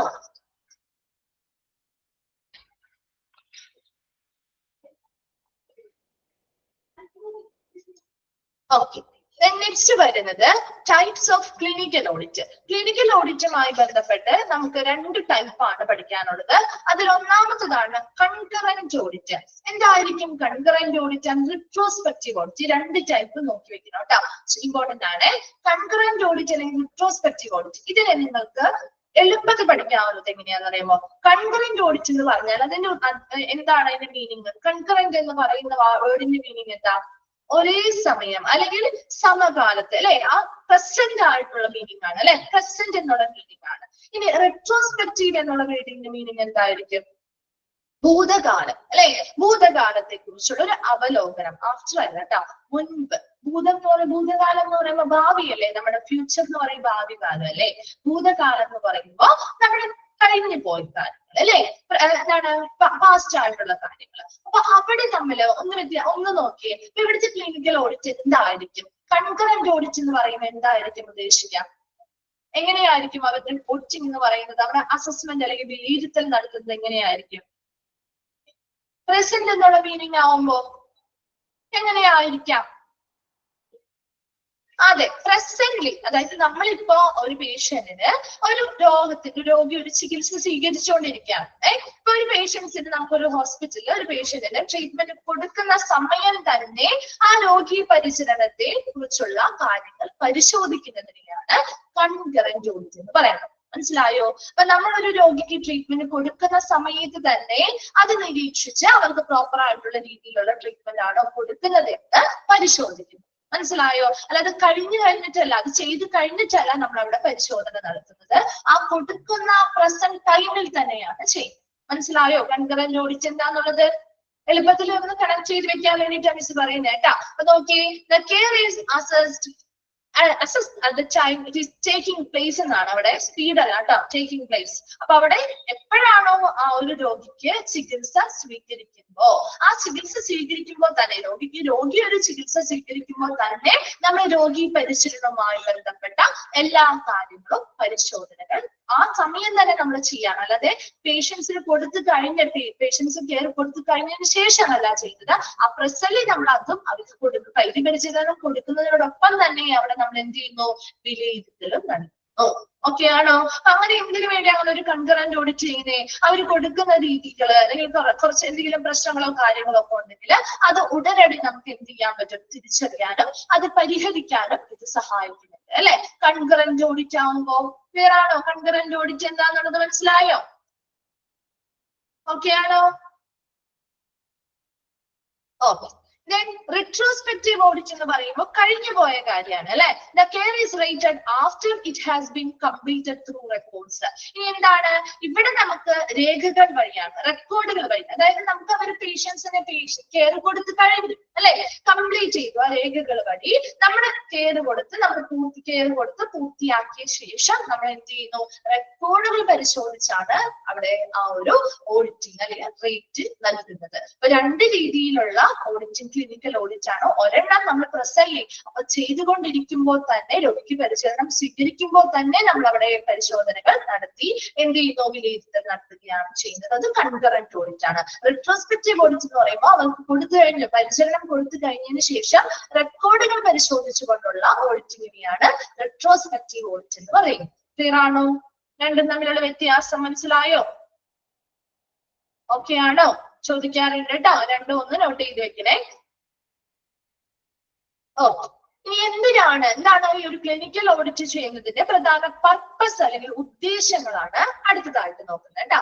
നോക്കി, the planning the future course of action, it is needful to obtain baseline information through assessment of achievements. അപ്പൊ ഇവിടെ ഒരു ക്ലിനിക്കൽ ഓഡിറ്റ് നമ്മൾ ചെയ്യുന്നതിന്റെ പ്രധാന ഉദ്ദേശങ്ങളാണ് പറയുന്നത്. അതിൽ ഒന്നാമത്തെ കാര്യം പ്ലാനിംഗ് ദ ഫ്യൂച്ചർ. നമുക്ക് ഭാവിയെ കുറിച്ച് ആസൂത്രണം നടത്താൻ പറ്റും. എങ്ങനെയാണ് ഭാവിയെ കുറിച്ച് ആസൂത്രണം നടത്താൻ പറ്റുക? The goals of action, it is needful to obtain baseline information through assessment of achievements. അതായത് ആ ഒരു സ്ഥാപനം, ഒരു ഹോസ്പിറ്റല് അല്ലെങ്കിൽ ആ ഒരു ഹെൽത്ത് കെയർ ഓർഗനൈസേഷനില് നേടിയെടുത്തിട്ടുള്ള അവരുടെ നേട്ടങ്ങള് അല്ലെങ്കിൽ അച്ചീവ്മെന്റ്സ് മുതലായ കാര്യങ്ങളൊക്കെ ഈ ഓഡിറ്റിംഗ് വഴി നമ്മൾ കൃത്യമായിട്ട് വിലയിരുത്തൽ നടത്താൻ സാധിക്കുന്നുണ്ട്. അങ്ങനെ വിലയിരുത്തൽ നടത്തുമ്പോൾ നമുക്കൊരു അടിസ്ഥാനപരമായിട്ടുള്ള ഒരു വിവരങ്ങള് ആ സ്ഥാപനത്തെ കുറിച്ച് കിട്ടുകയും അതിലൂടെ നമുക്ക് ഭാവിയിലെ നടപടിക്രമങ്ങൾ അല്ലെങ്കിൽ പ്രവർത്തനങ്ങൾ എങ്ങനെയായിരിക്കണം എന്ന് ആസൂത്രണം ചെയ്യാൻ സാധിക്കും. ഓക്കെ ആണോ? ഫസ്റ്റ് പോയിന്റ് മനസ്സിലായോ? ഫസ്റ്റ് എന്താ പറയുന്നത്? Planning for the future. ഫ്യൂച്ചറിന് വേണ്ടി അല്ലെങ്കിൽ ഭാവിയിലേക്കുള്ള പ്രവർത്തനങ്ങൾ എങ്ങനെയായിരിക്കണം എന്ന് പ്ലാൻ ചെയ്യാൻ, ആസൂത്രണം ചെയ്യണമെങ്കിൽ നിലവിലുള്ള പ്രവർത്തനങ്ങള് അല്ലെങ്കിൽ മുൻപ് ഉണ്ടായിരുന്ന പ്രവർത്തനങ്ങള്, അവർക്ക് കിട്ടിയ നേട്ടങ്ങള് മുതലായ കാര്യങ്ങള് നമ്മൾ ഈ ഓഡിറ്റിംഗ് വഴി വിലയിരുത്തുന്നു. അങ്ങനെ അസസ്മെന്റ് ചെയ്ത് കഴിയുമ്പോൾ നമുക്കൊരു അടിസ്ഥാനപരമായ കുറച്ച് വിവരങ്ങൾ കിട്ടും അല്ലെ? അതിന്റെ അടിസ്ഥാനത്തില് നമുക്ക് ഭാവിയിലേക്ക് എങ്ങനെയുള്ള പ്രവർത്തനങ്ങളായിരിക്കണം ആസൂത്രണം ചെയ്യുന്നത് എന്ന ഒരു ഐഡിയ നമുക്ക് കിട്ടുകയും ചെയ്യും. ക്ലിയർ ആണോ ഫസ്റ്റ് പോയിന്റ്? ഓക്കെ ആണോ? പർപ്പസ് ഒന്നാമത്തെ പോയിന്റ് ക്ലിയർ ആണോ? ഓക്കെ. രണ്ടാമത്തത് for comparison purpose with a view to improving the services. എന്താണ്? ഇപ്പൊ നമുക്കൊരു കമ്പാരിസൺ നടത്താം അല്ലെ? മുൻപുണ്ടായിരുന്ന സർവീസുകൾ എങ്ങനെയായിരുന്നു അല്ലെ? അതിന്റെ കാര്യങ്ങൾ എങ്ങനെയായിരുന്നു, നിലവിൽ ഇപ്പോഴുള്ളത് എങ്ങനെയാണ് എന്നൊക്കെ നമുക്ക് കമ്പാരിസൺ നടത്താൻ പറ്റില്ലേ? മെഡിക്കൽ റെക്കോർഡുകൾ കാര്യങ്ങളൊക്കെ ഉപയോഗിച്ചുകൊണ്ട് അല്ലെ ഓഡിറ്റിംഗ് നടത്തുമ്പോൾ മുൻപുണ്ടായിരുന്ന പ്രവർത്തനങ്ങള് സർവീസുകള് എങ്ങനെയായിരുന്നു, നിലവിൽ ഇപ്പോ നടക്കുന്ന കാര്യങ്ങള്, കൊടുക്കുന്ന പേഷ്യൻസിന് കൊടുക്കുന്ന പരിചരണങ്ങള് എങ്ങനെയാണ് മുതലായ ഒരു കമ്പാരിസൺ അല്ലെങ്കിൽ താരതമ്യം ചെയ്യാനായിട്ട് നമുക്ക് ഈ ഒരു ഓഡിറ്റിംഗ് നടക്കാം. മൂന്നാമത്തത് പറയുന്നത് it is regulatory in nature. നമുക്ക് ഇതിനൊരു നിയന്ത്രണ സ്വഭാവമുണ്ട്. That ensures full and effective utilisation of staff and facilities available. ആ സ്ഥാപനത്തില് അവൈലബിൾ ആയിട്ടുള്ള അല്ലെങ്കിൽ ലഭ്യമായിട്ടുള്ള എല്ലാ സ്റ്റാഫുകളും അതുപോലെ തന്നെ എല്ലാ ഫെസിലിറ്റികളും, എല്ലാ സൗകര്യങ്ങളും പൂർണ്ണമായിട്ടും അതുപോലെ ഫലപ്രദമായിട്ടും നമ്മൾ വിനിയോഗിക്കുന്നുണ്ടോ എന്ന് ഉറപ്പുവരുത്താൻ പറ്റും. അപ്പൊ നല്ല രീതിയിൽ പേഷ്യൻസിന് പരിചരണം കൊടുക്കാൻ വേണ്ടി അവിടുത്തെ എല്ലാ ജീവനക്കാരെയും നമ്മൾ ഉപയോഗിക്കുന്നുണ്ടോ, അവിടെയുള്ള എല്ലാ സൗകര്യങ്ങളും നമ്മൾ പൂർണ്ണമായിട്ടും നമ്മൾ വിനിയോഗിച്ചുകൊണ്ടാണോ അവിടെ പേഷ്യൻസിനുള്ള പരിചരണം കൊടുക്കുന്നത് മുതലായ കാര്യങ്ങൾ നമുക്ക് ഈ ഓഡിറ്റിംഗ് ചെയ്യുന്നത് വഴി ഉറപ്പുവരുത്താൻ പറ്റും. 3 പോയിന്റ്സ് നമ്മളിപ്പോ പറഞ്ഞു. അതിൽ ഒന്നാമത്തത് ഭാവിയെ കുറിച്ചുള്ള പ്രവർത്തനങ്ങളെ കുറിച്ചുള്ള കൃത്യമായ ആസൂത്രണം നടത്താൻ സഹായിക്കുന്നുണ്ട്. അതിന് വേണ്ടിയിട്ട് നമ്മൾ ഇങ്ങനെയുള്ള അവർക്ക് അച്ചീവ്മെന്റ്സ് കാര്യങ്ങളെല്ലാം വിലയിരുത്തൽ നടത്തുമ്പോൾ നമുക്കൊരു അടിസ്ഥാനപരമായ ഒരു വിവരം ഓഡിറ്റിംഗ് വഴി കിട്ടുന്നുണ്ട്. അതിനെ ബേസ് ചെയ്തുകൊണ്ടാണ് നമുക്ക് ഭാവിയെ കുറിച്ചുള്ള ആസൂത്രണങ്ങൾ നടത്താൻ പറ്റുന്നത്. രണ്ടാമത്തത് പറഞ്ഞത് നിലവിലുള്ള പ്രവർത്തനങ്ങള് അല്ലെങ്കിൽ നിലവിൽ നമ്മൾ കൊടുക്കുന്ന സർവീസുകള്, മുൻപ് കൊടുത്തിരുന്ന സർവീസുകള് മുതലായ കാര്യങ്ങളെ കുറിച്ച് ഒരു കമ്പാരിസൺ അല്ലെങ്കിൽ താരതമ്യം ചെയ്യാനായിട്ട് സഹായിക്കുന്നുണ്ട്. മൂന്നാമത്തത് പറഞ്ഞത് ആ സ്ഥാപനത്തിൽ വർക്ക് ചെയ്യുന്ന ജീവനക്കാരുണ്ട് അല്ലെ? ഒത്തിരി ജീവനക്കാരുണ്ടാവും, അവിടെ ഒത്തിരി ഫെസിലിറ്റികൾ അല്ലെങ്കിൽ സൗകര്യങ്ങൾ ഉണ്ടാവും. ഇതെല്ലാം പൂർണ്ണമായിട്ടും ഫലപ്രദമായിട്ടും വിനിയോഗിക്കുന്നുണ്ടോ, അതിലൂടെ നല്ല രീതിയിൽ പേഷ്യൻസിന് പരിചരണം കൊടുക്കാൻ സാധിച്ചിട്ടുണ്ടോ എന്നുള്ള കാര്യങ്ങളൊക്കെ നമുക്ക് ഉറപ്പുവരുത്താനായിട്ട് സാധിക്കും. ഈ 3 പോയിന്റ്സും ഒക്കെയാണോ? ഏതെങ്കിലും ഒരെണ്ണം എന്തെങ്കിലും ഡൗട്ട് കാര്യങ്ങളുണ്ടോ? ഓക്കെയാണോ? 3 പോയിന്റ്സ് ക്ലിയർ ആണോ?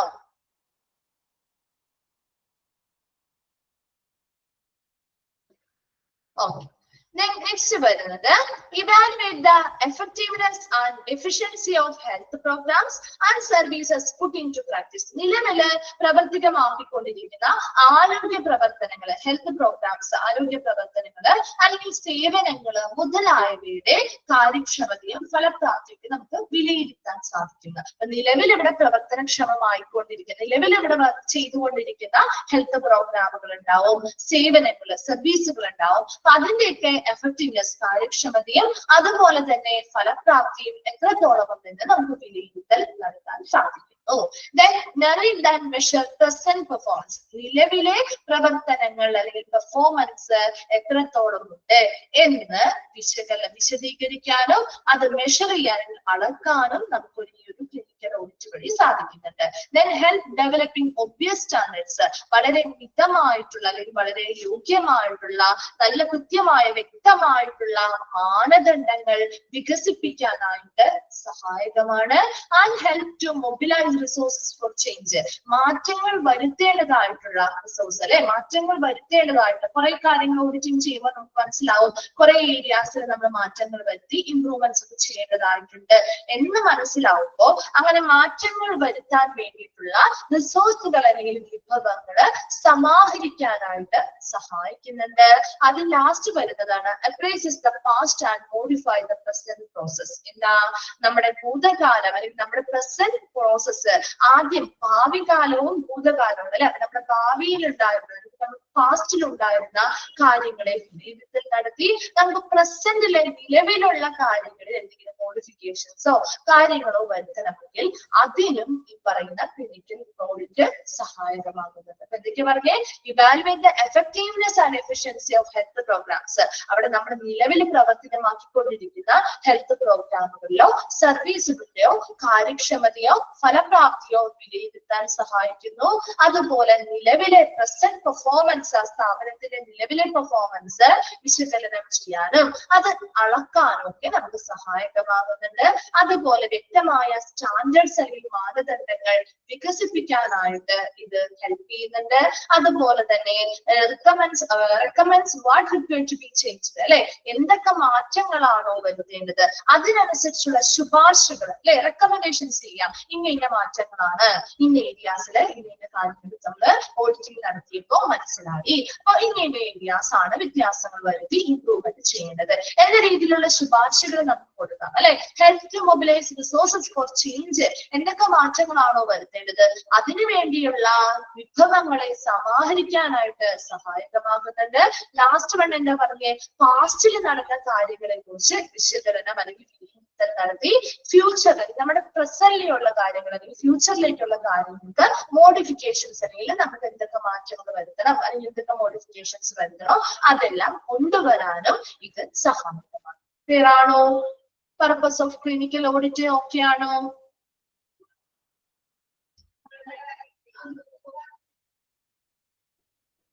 ഓക്കെ. നെക്സ്റ്റ് വരുന്നത് പ്രീറിക്വസിറ്റ് ഫോർ ക്ലിനിക്കൽ ഓഡിറ്റ്. ഒരു ക്ലിനിക്കൽ ഓഡിറ്റ് ചെയ്യുന്നതിന് മുൻപായിട്ട് നമുക്ക് വേണ്ടതായിട്ടുള്ള കുറച്ച് കാര്യങ്ങളുണ്ട്. അതിൽ ഒന്നാമത് ഒരു മെഡിക്കൽ ഓഡിറ്റ് കമ്മിറ്റി വേണം. ഒരു ഓഡിറ്റ് കമ്മിറ്റി നമ്മൾ ആദ്യം രൂപീകരിക്കണം. ഏതൊരു ഓഡിറ്റിംഗ് ചെയ്യണമെങ്കിൽ ഒരു ഓഡിറ്റ് കമ്മിറ്റി ആ സ്ഥാപനത്തിൽ ഉണ്ടാവും. ആ ഒരു ഓഡിറ്റ് കമ്മിറ്റി മെഡിക്കൽ ഓഡിറ്റ് കമ്മിറ്റിയാണ് രൂപീകരിക്കുന്നത്. അപ്പൊ അതിന് വേണ്ടിയിട്ട് ഒരു ഹോസ്പിറ്റൽ അഡ്മിനിസ്ട്രേഷനുമായി ബന്ധപ്പെട്ട ആളുകൾ ഉണ്ടാവും, ചെയർമാൻ ഉണ്ടാവും, ഓഫീസർ ഇൻചാർജ് ഉണ്ടാവും, മെമ്പർ സെക്രട്ടറി ഉണ്ടാവും, ഹെഡ് ഓഫ് ഡിഫറെന്റ് ഡിപ്പാർട്ട്മെന്റ്സ്. ഇതൊക്കെ ഫോമിട്ടാണ് ഇത് കൊടുക്കേണ്ടത് കേട്ടോ. ഇപ്പൊ ഹോസ്പിറ്റൽ അഡ്മിനിസ്ട്രേഷനുമായി ബന്ധപ്പെട്ട ആളുകള് ചെയർമാൻ ഉണ്ടാവും, ഓഫീസ് ഇൻചാർജ് ഉണ്ടാവും, മെമ്പർ സെക്രട്ടറി ഉണ്ടാവും, ഹെഡ് ഓഫ് ഡിഫറെന്റ് ഡിപ്പാർട്ട്മെന്റ്സ്. പല ഡിപ്പാർട്ട്മെന്റുകളിലെ ഹെഡായിട്ടുള്ള ആളുകളൊക്കെ ഇവരെല്ലാവരും അതിൽ വരുന്ന മെമ്പേഴ്സ് ആണ്, അംഗങ്ങളാണ്. ഈ ഒരു മെഡിക്കൽ ഓഡിറ്റ് കമ്മിറ്റിയിലെ അംഗങ്ങളാണ്.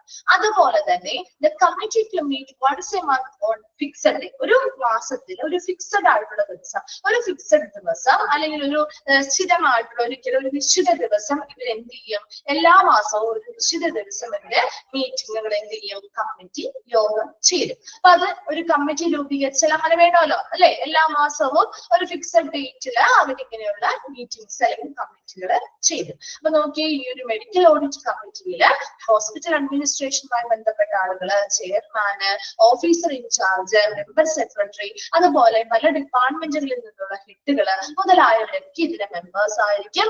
എല്ലാ മാസവും ഒരു ഫിക്സഡ് ആയിട്ടുള്ള നിശ്ചിത ദിവസം ഇവരെന്ത് ചെയ്യും, ആ യോഗം ചേരുകയും ചെയ്യും.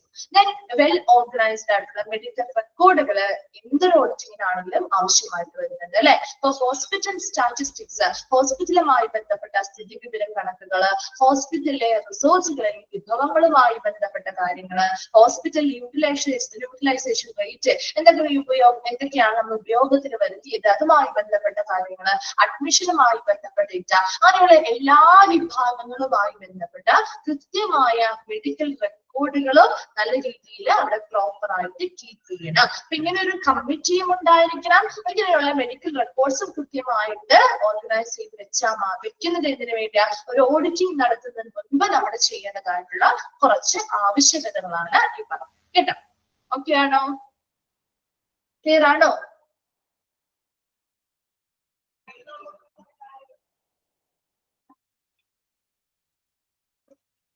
ഓക്കെ.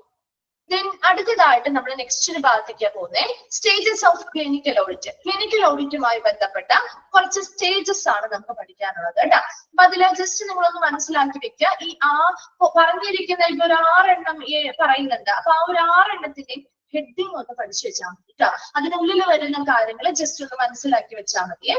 ഈ 6 എണ്ണത്തിന്റെയും ആ ഹെഡിങ് ആണ് പ്രധാനമായിട്ടും ചോദിക്കാം. അതിൽ ഫസ്റ്റ് സ്റ്റേജ് ഏതാണ്, സെക്കൻഡ് സ്റ്റേജ് ഏതാണ്, അല്ലെങ്കിൽ ഉൾപ്പെടുന്നവ ഏതാണ്, ഉൾപ്പെടാത്തത് ഏതാണ് എന്ന രീതിയിലും ചോദിക്കാം കേട്ടോ. അപ്പൊ ഇതിനുള്ളിൽ വരുന്ന ആരോ വാക്കുകള് ഒന്ന് ജസ്റ്റ് ഒന്ന് വായിച്ച് മനസ്സിലാക്കി വെച്ചാൽ മതി. ഇൻകേസ് എങ്ങാനും ഒരു ക്വസ്റ്റ്യൻ വന്നാല് ഒന്ന് അറ്റൻഡ് ചെയ്യാവുന്നുള്ള രീതിയിൽ കേട്ടോ. അല്ലാതെ ആ ഒരു 6 സ്റ്റേജ് ഏതൊക്കെയാണെന്ന് സ്ഥിരമായിട്ട് നോട്ട് ചെയ്യുന്നു കേട്ടോ. അതിൽ ഫസ്റ്റ് വണ്ണാണ് പ്രിപ്പയറിംഗ് ഫോർ ഓഡിറ്റ്. ഒരു ഓഡിറ്റിങ്ങിന് വേണ്ടി നമ്മൾ പ്രിപ്പയർ ചെയ്യാൻ തയ്യാറെടുപ്പ് നടത്തുന്നതാണ് ആദ്യത്തെ. ഒരു ഓഡിറ്റിംഗ് നടത്തണമെങ്കിൽ അതിനു വേണ്ടി നമ്മൾ കുറച്ച് തയ്യാറെടുപ്പുകളൊക്കെ നടത്തേണ്ടതായിട്ട് വരും അല്ലെ. അപ്പൊ അതിൽ ഒന്നാമത് പ്രിപ്പയറിംഗ് ഓഡിറ്റ്, അതിനു വേണ്ടിയുള്ള തയ്യാറെടുപ്പാണ് നടത്തേണ്ടത്. അതിൽ ഒന്നാമത് പിക്ചർ കാണാൻ പറ്റുന്നുണ്ടോ? ഇപ്പൊ കാണാൻ പറ്റുന്നുണ്ടോ? ക്ലിയർ ആണോ?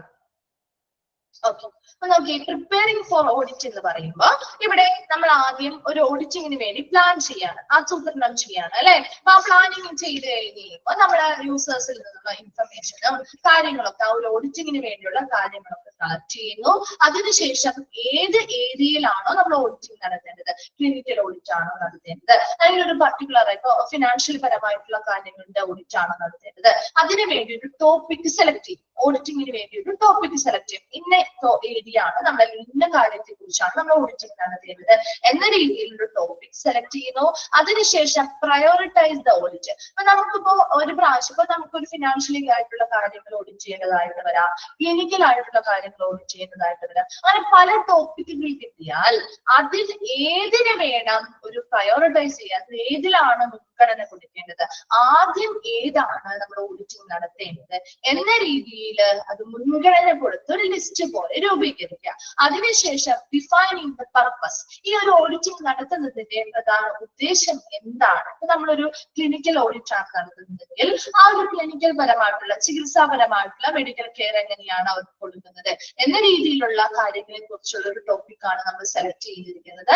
അതാണ് നമ്മൾ മുൻഗണന കൊടുത്ത് ആദ്യമായിട്ട് നമ്മൾ ഓഡിറ്റ് ചെയ്യാൻ പോകുന്നതെങ്കിൽ അതിന്റെ പ്രധാന ഉദ്ദേശം, ആ ഒരു ഓഡിറ്റിംഗ് നടത്തുന്നതിന്റെ ഉദ്ദേശം എന്താണ് എന്ന് ഡിഫൈൻ ചെയ്ത് നിർവചിക്കുക. അപ്പൊ ഇത് നമുക്കറിയാം, ഒരു ക്ലിനിക്കൽ ഓഡിറ്റ് ആവുമ്പോൾ സ്വാഭാവികമായിട്ടും അവിടെ പേഷ്യൻസിന് നല്ല രീതിയിലുള്ള പരിശീലനം കൊടുക്കുന്നുണ്ടോ, സ്റ്റാൻഡേർഡ്സ് അനുസരിച്ചാണ് അവിടെ എല്ലാ കാര്യങ്ങളും നടക്കുന്നത്. ഇങ്ങനെയുള്ള ഒരുപാട് കാര്യങ്ങൾ അറിയാൻ വേണ്ടിയിട്ടാണ് അല്ലെ. അപ്പൊ അങ്ങനെയുള്ള തൃപ്തികരമായിട്ടുള്ള ഉദ്ദേശങ്ങൾ എന്താണോ അത് ഡിഫൈൻ ചെയ്യുക അല്ലെങ്കിൽ നിർവചിക്കുക.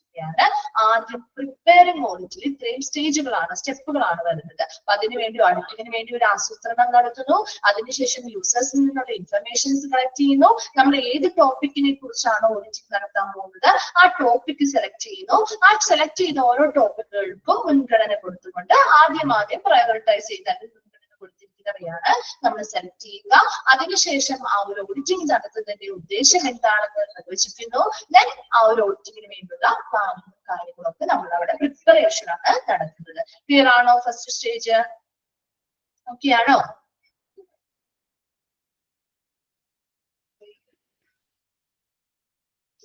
ഓക്കെ. അടുത്തതാണ് സ്റ്റേജ് 2. സെക്കൻഡ് വൺ ആണ് സെലക്ഷൻ ഓഫ് ക്രൈറ്റീരിയ.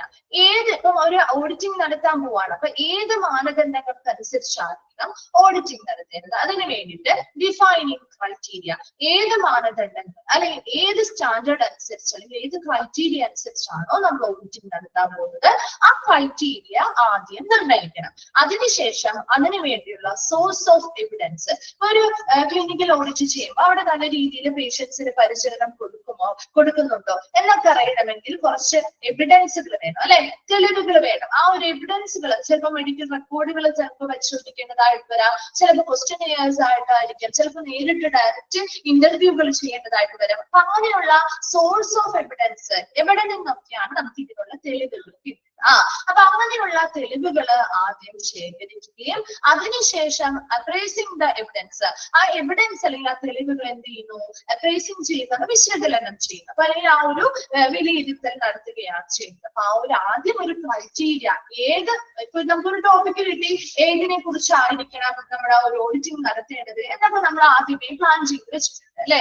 അതിനുശേഷം ആ ഒരു ടോപ്പിക്കുമായി ബന്ധപ്പെട്ട് ഏത് മാനദണ്ഡങ്ങൾക്ക് അനുസരിച്ചായിരിക്കണം ഇവിടെ വിലയിരുത്തൽ നടത്തേണ്ടത് എന്ന് മനസ്സിലാക്കണം. അതിനുശേഷം അവർ ആ ഒരു സോഴ്സ് ഓഫ് എവിഡൻസ് ഏതൊക്കെയാണ്, അവിടെ നമ്മൾ ആ ഒരു സോഴ്സ് ഓഫ് എവിഡൻസ് ഇങ്ങനെയുള്ള തെളിവുകളിലൂടെയാണ് നമ്മൾ അത് വിലയിരുത്തൽ നടത്താൻ ആവശ്യമായ തെളിവുകൾ അല്ലെങ്കിൽ അതിന്റെ സ്രോതസ്സുകൾ കണ്ടെത്തുന്നു. അതിനു വേണ്ടിയിട്ട് പല പല മെത്തേഡുകൾ നമുക്ക് യൂസ് ചെയ്യാം. ആ മെത്തേഡുകളിലൂടെ നമ്മൾ ആ തെളിവിന്റെ ആ ഒരു സോഴ്സ് കണ്ടെത്തുകയും അതിനുശേഷം ആ എവിഡൻസ് അല്ലെങ്കിൽ ആ തെളിവുകളെ കൃത്യമായിട്ട് വിലയിരുത്തൽ നടത്തുകയും ചെയ്യും. ക്ലിയർ ആണോ? സ്റ്റേജ് 2.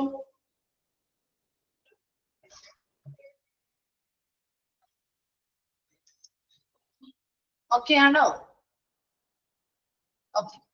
Then third one ആണ് മെഷറിംഗ് ലെവൽ ഓഫ് പെർഫോമൻസ്. ഇനി നമ്മൾ അടുത്തതായിട്ട് നോക്കുന്നത് മെഷറിംഗ് ലെവൽ ഓഫ് പെർഫോമൻസില് ഹാൻഡ്ലിംഗ് ഡേറ്റ.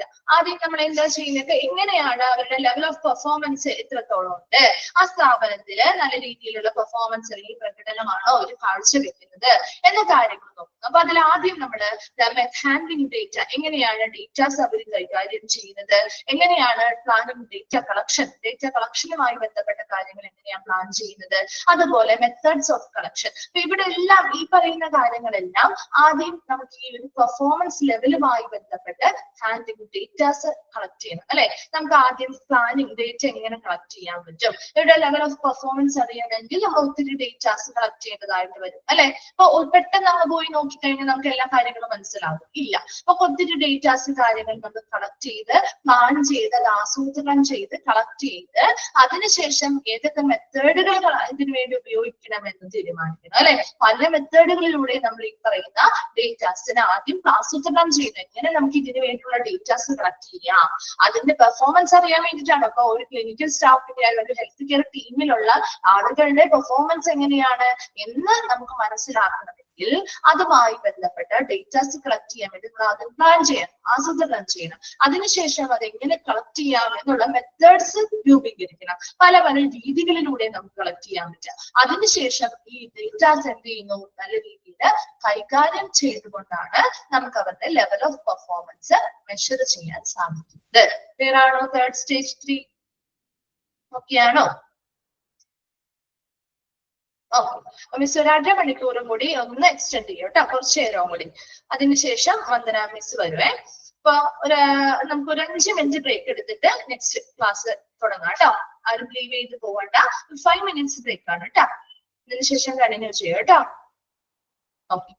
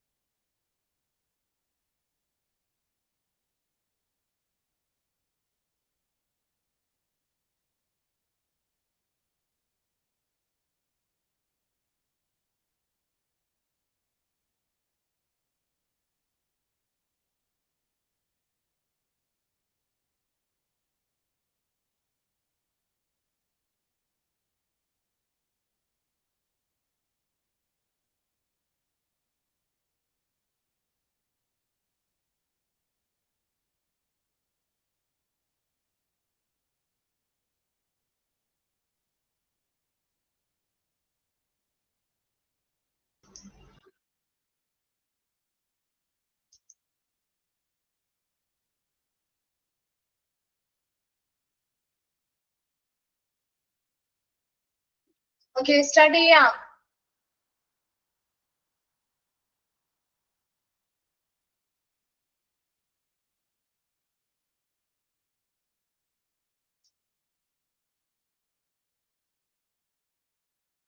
ഓക്കെ, ഇപ്പൊ നമ്മൾ തേർഡ് സ്റ്റേജ് വരെയാണ് പറഞ്ഞുകൊണ്ടിരുന്നത്.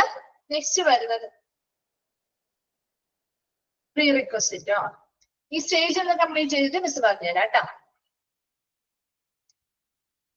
ഓക്കെ, അപ്പൊ നോക്കി സ്റ്റേജ് 4 നോക്കി, മേക്കിംഗ് ഇംപ്രൂവ്മെന്റ്സ്. അടുത്ത സ്റ്റേജ് ആണ്. അപ്പൊ നമ്മൾ മൂന്നാമത്തെ സ്റ്റേജ് എന്താ പറയുക, മെഷറിംഗ് ലെവൽ ഓഫ് പെർഫോമൻസ് ആണ് അല്ലെ. അവരുടെ പെർഫോമൻസ് ലെവൽ എങ്ങനെയാണ് നമ്മൾ മെഷർ ചെയ്യുന്നത്. അതിനുശേഷം മേക്കിംഗ് ഇംപ്രൂവ്മെന്റ്സ്, എന്തൊക്കെ മാറ്റങ്ങൾ അല്ലെങ്കിൽ എന്തൊക്കെ മെച്ചപ്പെടുത്തലുകളാണ് നമുക്ക് നടത്താൻ പറ്റുന്നത്. ആദ്യം നമ്മൾ ഐഡന്റിഫൈ ബാരിയേഴ്സ്. അതാണ് ഇപ്പൊ ഒരു ക്ലിനിക്കൽ ഓഡിറ്റിംഗ് നടത്തുമ്പോൾ നമ്മൾ പ്രധാനമായിട്ടും നമ്മൾ പറഞ്ഞു പാരാമെഡിക്കൽ സ്റ്റാഫുകള്, നഴ്സിംഗ് സ്റ്റാഫുകള് മുതലായവരുടെയൊക്കെ അല്ലെങ്കിൽ ആ ഒരു ഹെൽത്ത് കെയർ ടീമിന്റെ പെർഫോമൻസ് ആണ് നമ്മൾ നോക്കുന്നത് അല്ലെ. അവിടെ ഓരോ ഹെൽത്ത് കെയർ ടീം മെമ്പേഴ്സും നല്ല രീതിയിൽ ഒരു ക്ലിനിക്കൽ കെയർ പേഷ്യൻസിന് കൊടുക്കുന്നുണ്ടോ, അവരുടെ പെർഫോമൻസ് എങ്ങനെയാണല്ലേ നമ്മൾ വിലയിരുത്താം അല്ലെ. അപ്പൊ അവിടെ ആദ്യം നമ്മൾ നോക്കേണ്ടത് ഐഡന്റിഫൈ ബാരിയേഴ്സ്. അവർക്ക് നല്ല രീതിയിൽ പേഷ്യൻസിന് പരിചരണം കൊടുക്കാൻ പറ്റാത്തത് എന്തുകൊണ്ട്, അതിന്റെ ബാരിയർ എന്താണ്, എന്തുകൊണ്ടാണ് അവർക്ക് അതിനൊരു തടസ്സം വരുന്നത്. അപ്പൊ നല്ല രീതിയിൽ ഇപ്പൊ ഒരു നഴ്സിംഗ് സ്റ്റാഫിന് നല്ല രീതിയിൽ പേഷ്യൻസിന് പരിചരണം കൊടുക്കാൻ സാധിക്കുന്നില്ല, കൊടുക്കാൻ പറ്റുന്നില്ല. അതിനൊരു കാരണം ഉണ്ടാവുമല്ലോ അല്ലെ. അപ്പൊ ആ ഒരു കാരണം എന്താണ്, എന്താ തടസ്സം എന്താണെന്നുള്ളത് ഐഡന്റിഫൈ ചെയ്യുക അല്ലെങ്കിൽ കണ്ടെത്തുകയാണ് ഐഡന്റിഫൈ ബാരിയേഴ്സ് പറയുന്നത്. അതായത് ചിലപ്പോ ഭയം കൊണ്ടാവും, അല്ലെ, ചില സ്റ്റാഫുകൾക്ക് പേടി കൊണ്ടാവാം നല്ല രീതിയിൽ പ്രോപ്പർ ആയിട്ടുള്ള ട്രീറ്റ്മെന്റ് കൊടുക്കാൻ പറ്റാത്തത്, അല്ലെങ്കിൽ ലാക്ക് ഓഫ് അണ്ടർസ്റ്റാൻഡിങ്, ചിലപ്പോൾ അവർക്ക് പ്രോപ്പർ ആയിട്ട് ആ പ്രൊസീജിയറിനെ കുറിച്ച് മനസ്സിലാവാത്തത് കൊണ്ടാവും. ലോ മൊറൽ, എന്താ മനോവീര്യം അല്ലെങ്കിൽ നല്ലൊരു കോൺഫിഡൻസ് ലെവൽ കുറവുള്ളത് കൊണ്ടാവും. പുവർ കമ്മ്യൂണിക്കേഷൻ, നല്ല രീതിയിൽ മറ്റുള്ളവരുമായിട്ട് നല്ലൊരു ആശയവിനിമയം ഇല്ലാത്തത് കൊണ്ടുമാവാം. ഇങ്ങനെയുള്ള കാരണങ്ങൾ കൊണ്ട്, ഇങ്ങനെയുള്ള ബാരിയേഴ്സ് അല്ലെങ്കിൽ തടസ്സങ്ങൾ എന്താണോ അവർക്കുള്ളത് അത് കണ്ടെത്തുകയാണ് ആദ്യം ചെയ്യുക. മനസ്സിലാവുന്നുണ്ടോ? ഐഡന്റിഫൈ ബാരിയേഴ്സ് എന്നതുകൊണ്ട് ഉദ്ദേശിക്കുന്നത് ആ ജീവനക്കാർക്ക് എന്തുകൊണ്ടാണ് ആ പേഷ്യൻസിന് നല്ല പരിചരണം കൊടുക്കാൻ പറ്റാത്തത്, അപ്പൊ അതിന്റെ തടസ്സങ്ങൾ എന്താണ്. ചിലപ്പോൾ അവർക്ക് പേടി കൊണ്ടാണോ, അല്ലെങ്കിൽ അവർക്ക് കൃത്യമായ പ്രോപ്പർ ആയിട്ട് പ്രൊസീജിയറിനെ കുറിച്ച് മനസ്സിലാവാത്തത് കൊണ്ടാണോ, അല്ലെങ്കിൽ ചിലപ്പോ ലോ മൊറയിൽ എന്ന് പറഞ്ഞാൽ കോൺഫിഡൻസ് ലെവൽ അല്ലെങ്കിൽ അവരുടെ ആ ഒരു മനോവീര്യം കുറവുള്ളത് കൊണ്ടാണോ, അല്ലെങ്കിൽ നല്ല പ്രോപ്പർ ആയിട്ട് മറ്റുള്ളവരുമായിട്ട് നല്ല രീതിയിൽ ആശയവിനിമയം നടക്കാത്തത് കൊണ്ടാണോ, ഇങ്ങനെയുള്ള പ്രശ്നങ്ങൾ ഉണ്ടാവുന്നത്. ആ ഒരു കാര്യങ്ങൾ അല്ലെങ്കിൽ ആ ഒരു തടസ്സം നമ്മൾ ആദ്യം കണ്ടെത്തണം.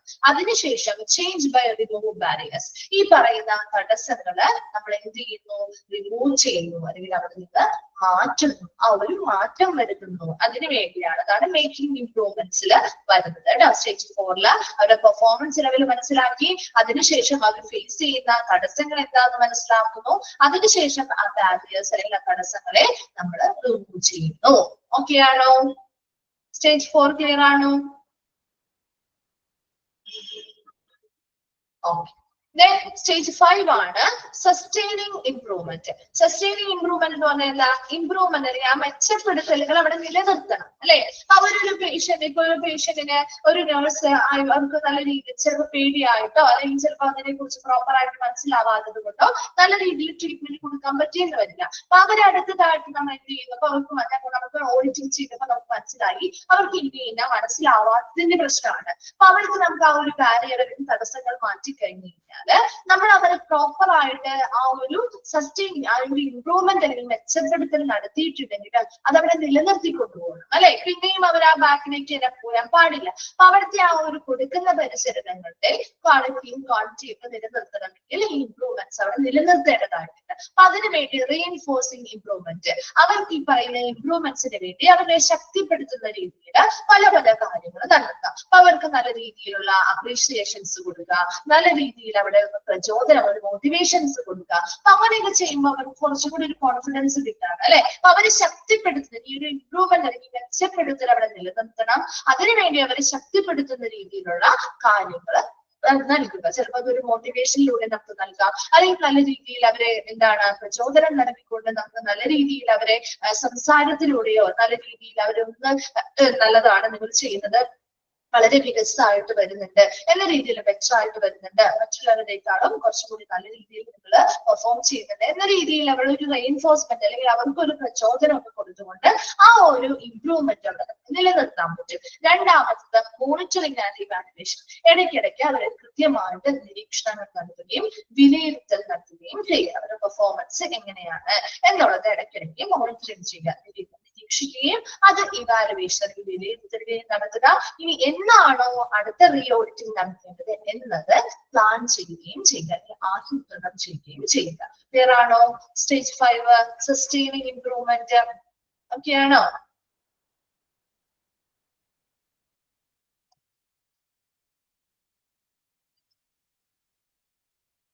ഓക്കെയാണോ? എന്താണ് റിപ്ലൈ ചെയ്യാതെ? Okay. Then stage 6 last stage ആണ് റീ ഓഡിറ്റിംഗ് നടത്തുക എന്ന് പറയുന്നത്. നോക്കിയേ, റീ ഓഡിറ്റിംഗ് നടത്തുമ്പോൾ റിവ്യൂ എവിഡൻസ്, ആദ്യം നമ്മൾ ഓഡിറ്റിംഗിന് വേണ്ടിയുള്ള എവിഡൻസ് അല്ലെങ്കിൽ സോഴ്സുകൾ എന്താണോ അതൊക്കെ നമ്മൾ അവലോകനം ചെയ്യുന്നു. അതിനുശേഷം മെഷർ എഫക്റ്റീവ്നെസ്, ഫലപ്രാപ്തി എത്രത്തോളം ഉണ്ടെന്ന് നമ്മൾ എന്ത് ചെയ്യുന്നു? മെഷർ ചെയ്യുന്നു അല്ലെങ്കിൽ അളക്കുന്നു. Then decide how often re audit, ഇനി എന്നാണ് ഇനി റീ ഓഡിറ്റിംഗ് നടത്തേണ്ടത് എന്നത്, അല്ലെങ്കിൽ എത്ര തവണ നമ്മൾ ഈ റീ ഓഡിറ്റ് ചെയ്യണം. അപ്പൊ ഓരോ പ്രാവശ്യം ഓഡിറ്റ് ചെയ്യുമ്പോഴും നമ്മൾ അവിടെ മെച്ചപ്പെടുത്തൽ നടത്തുന്നുണ്ട് അല്ലെ.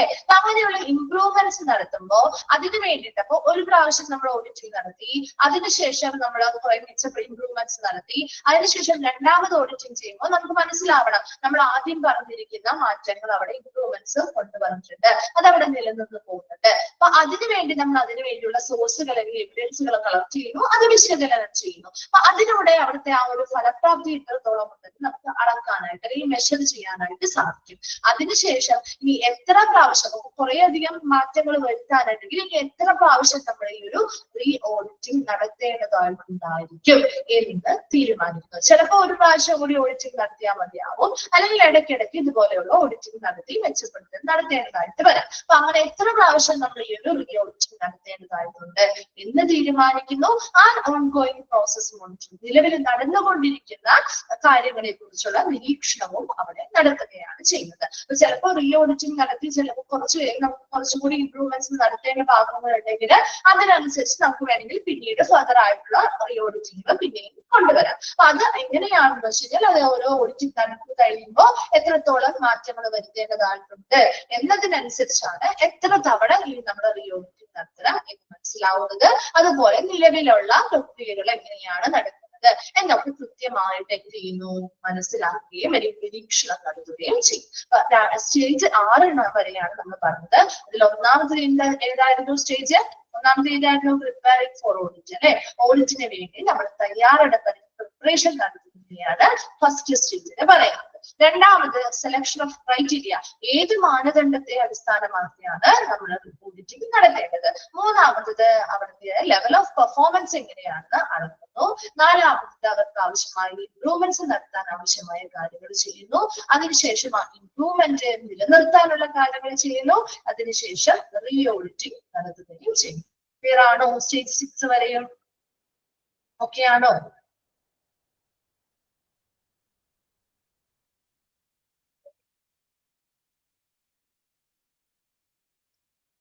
ഓക്കെ, ഏതാണ് മിസ്സിനടുത്ത് പറയുന്നത്?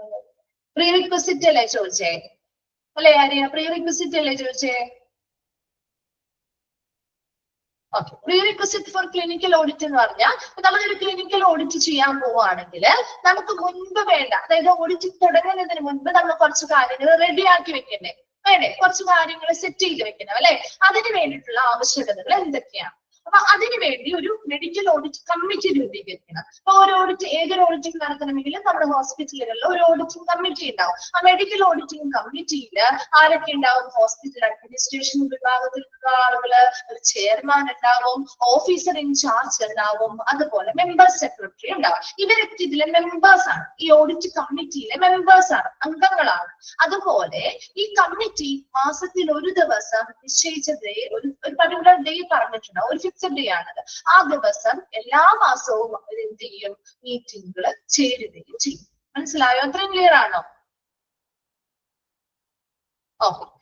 രണ്ടാമത് പറയുന്നത് ഒരു കമ്മിറ്റി ഉണ്ടായാൽ മാത്രം പോരാ അല്ലെ, ഒരു വെൽ ഓർഗനൈസ്ഡ് ആയിട്ടുള്ള മെഡിക്കൽ റെക്കോർഡുകൾ അവിടെ ആവശ്യമാണ്. ഒരു ഓഡിറ്റിംഗ് നടത്തുന്ന സമയത്ത് നമുക്ക് ഡേറ്റാസോ റെക്കോർഡുകളോ ഒക്കെ ഡോക്യുമെന്റ്സ് ഒക്കെ പരിശോധിക്കണമെങ്കിൽ അത് നല്ല രീതിയിൽ ഓർഗനൈസ് ചെയ്ത് അവിടെ വെച്ചിട്ടുണ്ടാവണം. അപ്പൊ അതിനുവേണ്ടി ഹോസ്പിറ്റലുമായി ബന്ധപ്പെട്ട സ്ഥിതിവിവര കണക്കുകളാവാം, ഹോസ്പിറ്റലിലെ വിഭവങ്ങളുമായി ബന്ധപ്പെട്ട റെക്കോർഡുകളാവാം, അല്ലെങ്കിൽ ഹോസ്പിറ്റലിലെ യൂട്ടിലൈസേഷൻ റേറ്റുകൾ എന്തൊക്കെ കാര്യങ്ങളാണ് നമ്മൾ ഉപയോഗിക്കുന്നത് അതുമായി ബന്ധപ്പെട്ട റേറ്റുകളാവാം, അല്ലെങ്കിൽ അഡ്മിഷനുമായി ബന്ധപ്പെട്ട ഡേറ്റാസുമായി ബന്ധപ്പെട്ട മെഡിക്കൽ റെക്കോർഡുകളാവാം. അപ്പൊ അങ്ങനെയുള്ള എല്ലാ തരത്തിലുമുള്ള മെഡിക്കൽ റെക്കോർഡുകളും വളരെ കൃത്യമായിട്ട് അക്യുറേറ്റ് ആയിട്ട് അവിടെ സൂക്ഷിച്ചിരിക്കണം. ഇതെല്ലാം ഒരു ക്ലിനിക്കൽ ഓഡിറ്റിംഗ് നടത്തുന്നതിന് മുൻപ് ആവശ്യമായിട്ടുള്ള കാര്യങ്ങളാണ്.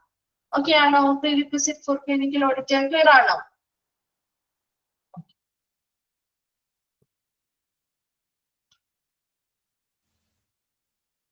ഓക്കെ, നെക്സ്റ്റ് നമ്മളപ്പോ ടൈപ്സ് ഓഫ് ക്ലിനിക്കൽ ഓഡിറ്റ് ആണ് പറയാൻ പോകുന്നത്. നെക്സ്റ്റ് വരുന്നത് ടൈപ്സ് ഓഫ് ക്ലിനിക്കൽ ഓഡിറ്റിൽ നിങ്ങൾക്ക് എക്സ്ട്രാ ഇതിൽ ഓരോന്നും എന്താണെന്ന് ഞാൻ ചോദിക്കുന്നില്ല, ജസ്റ്റ് വെറുതെ പേരുകൾ മാത്രമേ പറഞ്ഞിട്ടുള്ളൂ കേട്ടോ. അതിൽ സ്റ്റാറ്റിസ്റ്റിക്കൽ ഓഡിറ്റ് ജസ്റ്റ് മിസ് ഒന്ന് പറഞ്ഞു തരാം, നിങ്ങളൊന്ന് ജസ്റ്റ് മനസ്സിലാക്കി വെച്ചാൽ മതിയേ. സ്റ്റാറ്റിസ്റ്റിക്കൽ ഓഡിറ്റ് അല്ലെങ്കിൽ ടൈപ്സ് ഓഫ് ക്ലിനിക്കൽ ഓഡിറ്റിൽ ഉൾപ്പെടുന്നത് ഏതാണ് അല്ലെങ്കിൽ ഉൾപ്പെടാത്തത് ഏതാണ് എന്ന രീതിയിലാണ് ചോദിക്കുള്ളൂ കേട്ടോ. കാരണം നിങ്ങൾക്ക് ഇവിടെ എക്സ്ട്രാ എന്താണ് ഒരു സ്റ്റാറ്റിസ്റ്റിക്കൽ ഓഡിറ്റ് അല്ലെങ്കിൽ എന്താണ് ഒരു എക്സ്റേ വ്യൂ ഓഡിറ്റ് അങ്ങനെയൊന്നും പറഞ്ഞ് തന്നിട്ടില്ല. അപ്പൊ അതുകൊണ്ട് അങ്ങനെയൊന്നുള്ള ക്വസ്റ്റ്യൻ ഉണ്ടാവില്ല. ജസ്റ്റ് ഏതൊക്കെയാണ് ടൈപ്സ് ഓഫ് ക്ലിനിക്കൽ ഓഡിറ്റ് ഉൾപ്പെടുന്നവ അല്ലെങ്കിൽ ഉൾപ്പെടാത്തത് ഏത് അല്ലെങ്കിൽ അങ്ങനെയുള്ള രീതിയിലുള്ള ക്വസ്റ്റ്യൻസ് പ്രതീക്ഷിച്ചാൽ മതി കേട്ടോ. അപ്പൊ അതിൽ ഒന്നാമത് സ്റ്റാറ്റിസ്റ്റിക്കൽ ഓഡിറ്റ് ആണ്. സ്റ്റാറ്റിസ്റ്റിക്കൽ ഓഡിറ്റ് എന്ന് പറയുമ്പോൾ തന്നെ അവിടുത്തെ സ്ഥിതിവിവര കണക്കുകളുമായി ബന്ധപ്പെട്ട അല്ലെ കൂടുതലും നമ്മുടെ എന്തായിരിക്കും ഏതൊക്കെ ഏരിയാസ് ആണ് നമുക്ക് ഇംപ്രൂവ്മെന്റ് നടത്തേണ്ടത് അത് കണ്ടെത്തുന്നു. അതിനുവേണ്ടി ഇംപ്രൂവ്മെന്റ്സ് നടത്താൻ വേണ്ടി അതായത് കൂടുതലും നമ്മുടെ ഡേറ്റാസുമായി ബന്ധപ്പെട്ട് നമ്മുടെ റെക്കോർഡ്സ് ഡേറ്റാസുമായി ബന്ധപ്പെട്ട അതിന്റെ റിലയബിലിറ്റി വിശ്വസനീയത, അതിന്റെ ആക്യുറസി, അതുപോലെ ക്വാളിറ്റി മുതലായ കാര്യങ്ങളാണ് കൂടുതലും ഈ സ്റ്റാറ്റിസ്റ്റിക്കൽ ഓഡിറ്റ് വഴി നമ്മൾ നോക്കുന്നത്. മനസ്സിലായോ? സ്റ്റാറ്റിസ്റ്റിക്കൽ ഓഡിറ്റിൽ കൂടുതലും ഡേറ്റാസുമായി ബന്ധപ്പെട്ട അതിന്റെ റിലയബിലിറ്റി, ക്വാളിറ്റി, അതുപോലെ ആക്യുറസി മുതലായ കാര്യങ്ങൾ കണ്ടെത്തുക.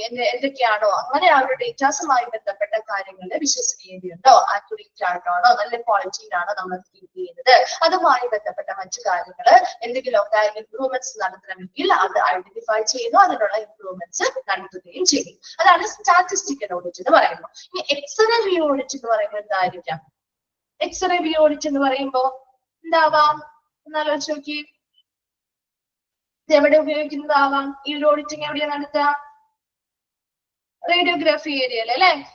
റേഡിയോളജി ഏരിയയിലായിരിക്കും അല്ലെ? റേഡിയോളജി ഏരിയയിലായിരിക്കും. അപ്പൊ അവിടെ എക്സ്റേ വ്യൂ ഓഡിറ്റ് എന്ന് പറയുമ്പോൾ അവിടെ നമുക്ക് കിട്ടുന്ന എക്സ്റേ ഇമേജുകള്, അതിന്റെ റിപ്പോർട്ടുകള്, അതുമായി ബന്ധപ്പെട്ട ക്വാളിറ്റി, അതുപോലെ ആക്യുറസി, റിലയബിലിറ്റി മുതലായിട്ടുള്ള കാര്യങ്ങളാണ് നമ്മൾ എക്സ്റേ വ്യൂ ഓഡിറ്റിൽ ചെയ്യുന്നത്. മനസ്സിലായോ? അപ്പൊ അവിടെ ആ ഒരു കിട്ടുന്ന എക്സ്റേ റിപ്പോർട്ടുകളുമായി ബന്ധപ്പെട്ട അതിന്റെ ഇമേജുകള്, റിപ്പോർട്ടുകള് കൃത്യമായിട്ടാണോ, വളരെ ആക്യുറേറ്റ് കൃത്യതയിലാണോ, നല്ല ക്വാളിറ്റിയിലാണോ നമുക്ക് ലഭ്യമാകുന്നത്. അതുപോലെ തന്നെ അവിടെ പറയുന്നത് റേഡിയോളജി റൂം ആവുമ്പോൾ ഒരുപാട് കാര്യങ്ങൾ നമ്മൾ പാലിക്കേണ്ടതായിട്ടുണ്ട് അല്ലെ? ഒരുപാട് നിയമങ്ങളും നിയന്ത്രണങ്ങളും ഒക്കെ പാലിക്കണ്ടേ? റൂൾസ് ആൻഡ് റെഗുലേഷൻസ് പാലിച്ച് വേണം ആ ഒരു ഏരിയ നമ്മൾ വർക്ക് ചെയ്യാനായിട്ട്. അപ്പൊ അവരതെല്ലാം കൃത്യമായിട്ട് പാലിക്കുന്നുണ്ടോ, കൃത്യമായ സ്റ്റാൻഡേർഡ്സിനനുസരിച്ച് അത് പാലിച്ചു കൊണ്ടുവരുന്നുണ്ടോ, ഇങ്ങനെയുള്ള എല്ലാ കാര്യങ്ങളും ഓഡിറ്റിംഗ് നടത്തുന്നതിനെയാണ് എക്സ്റേ വ്യൂ ഓഡിറ്റ് എന്ന് പറയുന്നത്. ഓക്കെ ആണോ? രണ്ടെണ്ണം ക്ലിയർ ആണോ? ജസ്റ്റ് ഒന്ന് മനസ്സിലാക്കി വെക്കാൻ വേണ്ടിട്ട് പറയുന്നതാണ് കേട്ടോ. ഓക്കെ ആണോ? മൂന്നാമത് ഡിസീസ് ഓഡിറ്റ്. ഡിസീസ് ഓഡിറ്റ് എന്ന് പറയുമ്പോൾ എന്തായിരിക്കാം ഡിസീസ് ഓഡിറ്റ്? ഡിസീസ് എന്ന് പറഞ്ഞാൽ രോഗങ്ങൾ അല്ലെ? രോഗങ്ങളുമായി ബന്ധപ്പെട്ട ഒത്തിരി പേഷ്യൻസ് വരാം അല്ലെ? അപ്പൊ അവിടെ ഡിസീസ് ഓഡിറ്റ് എന്ന് പറയുമ്പോൾ പേഷ്യൻസിന് കൊടുക്കുന്ന പരിചരണവുമായി ബന്ധപ്പെട്ട കാര്യങ്ങൾ തന്നെയാണ്. അപ്പൊ നിലവിലെ ആക്ച്വൽ ആയിട്ടുള്ള നിലവിലെ പ്രാക്ടീസുകളും നമ്മുടെ സ്റ്റാൻഡേർഡ്സ് മുതലായ കാര്യങ്ങളൊക്കെ ഒരു കമ്പയർസൺ നടത്തി ആ സ്റ്റാൻഡേർഡ്സിനനുസരിച്ച് പേഷ്യൻസിന്റെ പരിചരണങ്ങളാണോ ഇവിടെ നമ്മൾ നൽകുന്നത് മുതലായ കാര്യങ്ങളാണ് ഡിസീസ് ഓഡിറ്റിൽ നമ്മൾ എന്ത് ചെയ്യുന്നത്, പരിശോധിക്കുന്നത്. അതിനുശേഷം ആവശ്യമായിട്ടുള്ള മെച്ചപ്പെടുത്തലുകൾ നടത്താനും സഹായിക്കുന്നുണ്ട്. ഇനി ഒബ്സ്റ്റട്രിക് ഏരിയാസ് കേസസിന്റെ ഓഡിറ്റ് എന്ന് പറയുമ്പോൾ എന്താ ഒബ്സ്റ്റട്രിക് കേസസ് ഏതാണ്? എന്തായിരിക്കാം? ഡിപ്പാർട്ട്മെന്റ്സ് ഒക്കെ പഠിച്ചല്ലേ?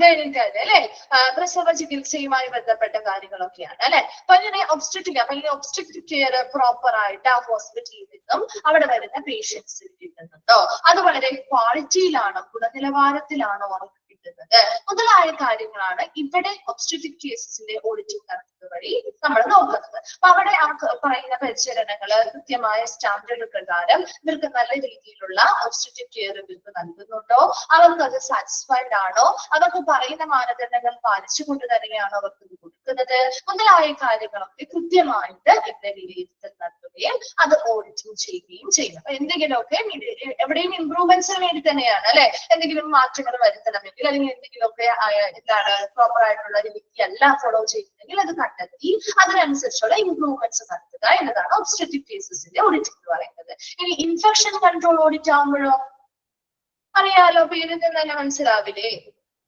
എന്തായിരിക്കാം ഇൻഫെക്ഷൻ കൺട്രോൾ ഓഡിറ്റ് എന്ന് പറയുമ്പോ.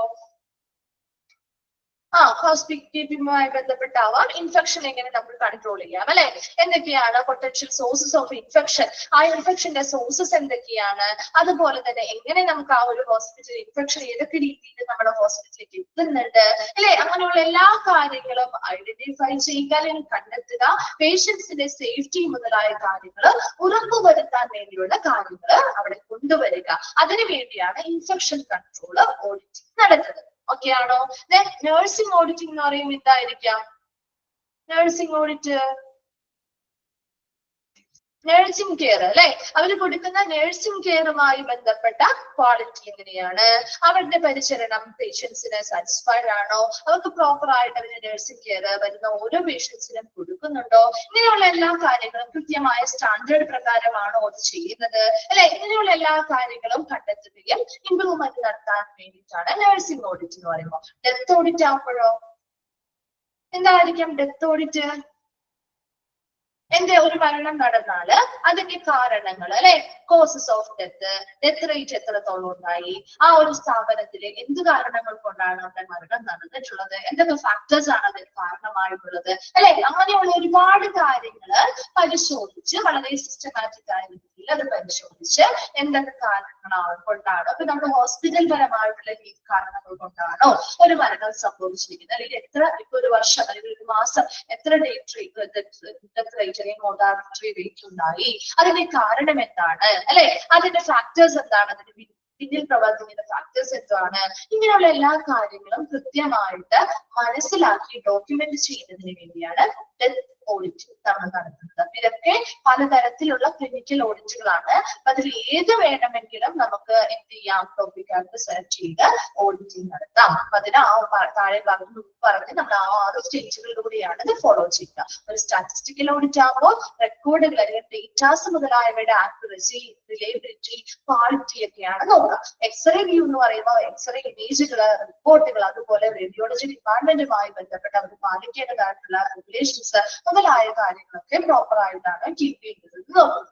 ഡിസീസ് ഓഡിറ്റ് എന്ന് പറയുമ്പോൾ രോഗങ്ങളുമായി ബന്ധപ്പെടുന്ന പേഷ്യൻസിന് നല്ല പരിചരണങ്ങൾ കിട്ടുന്നുണ്ടോ, നല്ല രീതിയിൽ ക്വാളിറ്റിയിലാണോ അവർക്കുള്ള കെയർ കിട്ടുന്നത്, ഇപ്പൊ നിലവിലുള്ള പ്രാക്ടീസും സ്റ്റാൻഡേർഡ്സ് തമ്മിൽ കമ്പാരിസൺ നടത്തി അവർ കൃത്യമായ സ്റ്റാൻഡേർഡ് പ്രകാരമുള്ള ട്രീറ്റ്മെന്റ് ആണോ കൊടുക്കുന്നത്, അങ്ങനെയുള്ള കാര്യങ്ങളാണ് അവിടെ ചെക്ക് ചെയ്യുക. ഒബ്സ്ട്രിക്റ്റിക് കേസസ് എന്ന് പറയുമ്പോൾ അവിടെ ഇങ്ങനെയുള്ള ഒബ്സ്ട്രിക്റ്റിക് ആയിട്ടുള്ള കെയറുകള് പേഷ്യൻസിന് വരുന്ന ഓരോ അവർ പ്രസവ ചികിത്സ വേണ്ടി വരുന്ന ഓരോ പേഷ്യൻസിനും നല്ല രീതിയിലുള്ള പരിചരണങ്ങൾ നമ്മൾ നൽകുന്നുണ്ടോ, നല്ല സ്റ്റാൻഡേർഡ് പാലിച്ചാണോ പരിചരണങ്ങൾ നൽകുന്നത്, അവർക്ക് അങ്ങനെയുള്ള പരിചരണങ്ങൾ കൃത്യമായിട്ട് കിട്ടുന്നില്ലെങ്കിൽ അത് ഏതൊക്കെ രീതിയിലാണ് കിട്ടാതെ വരുന്നത് അത് കണ്ടെത്തി ഇംപ്രൂവ്മെന്റ് ചെയ്യാൻ, ഇങ്ങനെയുള്ള കാര്യങ്ങളാണ് ഒബ്സ്ട്രിക്റ്റിക് കേസ് കൺട്രോളിൽ വരുന്നത്.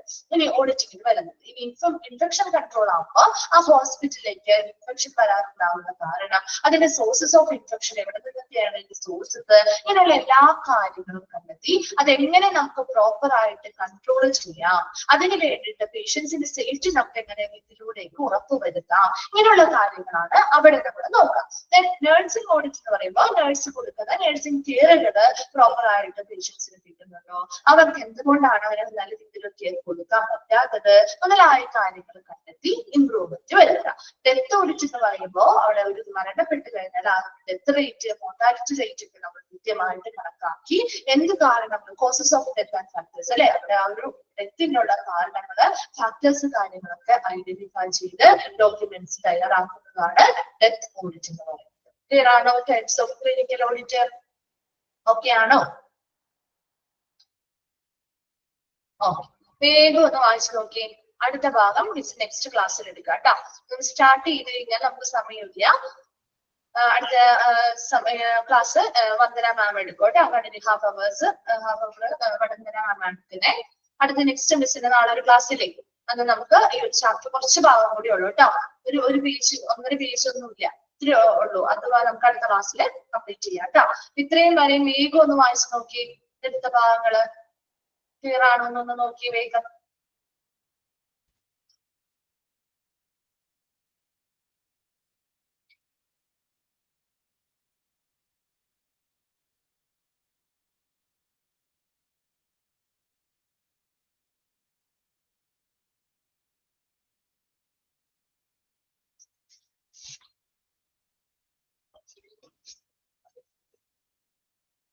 എക്സാം ഡേറ്റ് ഒന്നും വന്നിട്ടില്ല എന്ന് തോന്നുന്നു കേട്ടോ. നിങ്ങളുടെ പോർഷൻസ് തീർന്നു കഴിയുമ്പോൾ ഒഫീഷ്യലായിട്ട് നിങ്ങൾക്ക് മെസ്സേജ് വരും കേട്ടോ. നിങ്ങളുടെ ഇതിൽ സാധാരണ അറിയിക്കുന്ന പോലെ നോട്ടിഫിക്കേഷൻസ് വരും കേട്ടോ. ഓൾമോസ്റ്റ് എല്ലാ ചാപ്റ്റേഴ്സും കംപ്ലീറ്റ് ആയില്ലേ? ഇപ്പൊ നിലവിൽ എടുത്തുകൊണ്ടിരിക്കുന്ന ചാപ്റ്റേഴ്സ് മാത്രമേ ഉള്ളൂ എടുക്കാനായിട്ട്. ഈ ആഴ്ച കൊണ്ടൊക്കെ ഓൾമോസ്റ്റ് എല്ലാം കവർ ആവും കേട്ടോ. അപ്പൊ നമുക്ക് ഈ ഒരു ചാപ്റ്റർ ഈ ഒരു മിസ് പറഞ്ഞില്ലേ ഒരു ജസ്റ്റ് ഒരു പേജോളം ഉള്ളൂ. അപ്പൊ അതുകൂടി കഴിഞ്ഞ് കഴിഞ്ഞാൽ നമ്മുടെ ഈ ഒരു ചാപ്റ്റർ അടുത്ത നെക്സ്റ്റ് ഡേ കൊണ്ട് തന്നെ കംപ്ലീറ്റ് ആവും. അപ്പൊ അതുപോലെ തന്നെ മറ്റു ടീച്ചേഴ്സിന്റെ ഇനി ഏതാണ് ഇപ്പൊ എടുത്തുകൊണ്ടിരിക്കുന്നത്? ഹോസ്പിറ്റൽ ഇൻഫർമേഷൻ സിസ്റ്റം ഉണ്ട്, അതുപോലെ മെഡിക്കൽ ഏതാണ് മെഡിക്കൽ എക്യുപ്മെന്റ്സ് അല്ലെ, അല്ല എടുത്തുകൊണ്ടിരിക്കുന്നേ? ഓക്കെ ഓക്കെ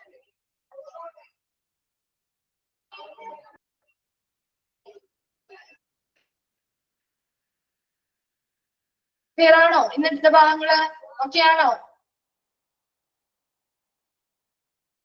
നെക്സ്റ്റ് മന്ത് ആയിരിക്കും, മേ ബി നെക്സ്റ്റ് മന്ത് ആയിരിക്കും. കാരണം നിങ്ങൾക്കിപ്പോ ഇന്നിപ്പോ 22 ആയില്ലേ. അപ്പൊ നിങ്ങൾക്ക് ഇനി ക്ലാസ് ഈ ആഴ്ച കഴിഞ്ഞ് പിന്നെ കുറച്ച് ദിവസം സ്റ്റഡി ലീവ് ഉണ്ടാവുമല്ലോ. കുറച്ച് ദിവസത്തെ സ്റ്റഡി ലീവും കാര്യങ്ങളും ഉണ്ടാവും. അപ്പൊ അങ്ങനെ കുറച്ച് ഗ്യാപ്പ് ഒക്കെ ഇട്ടായിരിക്കും കേട്ടോ. ഒറ്റ ദിവസം അങ്ങനെ ഗ്യാപ്പ് ഒന്നും ഇല്ലാതെ ആയിരിക്കില്ല, എല്ലാം അടുപ്പിച്ചൊന്നും ആവില്ല. കുറച്ച് ഗ്യാപ്പ് ഒക്കെ ഇട്ടായിരിക്കും ടൈം ടേബിൾ ഒക്കെ ഉണ്ടാവുക കേട്ടോ. നെക്സ്റ്റ് മന്തിലേക്ക് പ്രതീക്ഷിക്കാം കേട്ടോ. നെക്സ്റ്റ് മന്ത് ഫസ്റ്റ് വീക്ക് ഒക്കെ നമ്മൾ പ്രതീക്ഷിക്കണം കേട്ടോ. കാരണം അടുത്തത് ഇനി അധികം ദിവസങ്ങൾ കളയാനില്ലല്ലോ. ഈ ഒരാഴ്ച കൊണ്ട് നമ്മുടെ പോർഷൻസ് കംപ്ലീറ്റ് ആവുമായിരിക്കും. അപ്പൊ അങ്ങനെയാണെങ്കിൽ നെക്സ്റ്റ് വീക്ക് തുടങ്ങി നിങ്ങൾക്ക് ചിലപ്പോൾ സ്റ്റഡി ലീവും എക്സാംസും കാര്യങ്ങളുടെ ഒക്കെ ടൈം ടേബിളുകൾ തരും കേട്ടോ.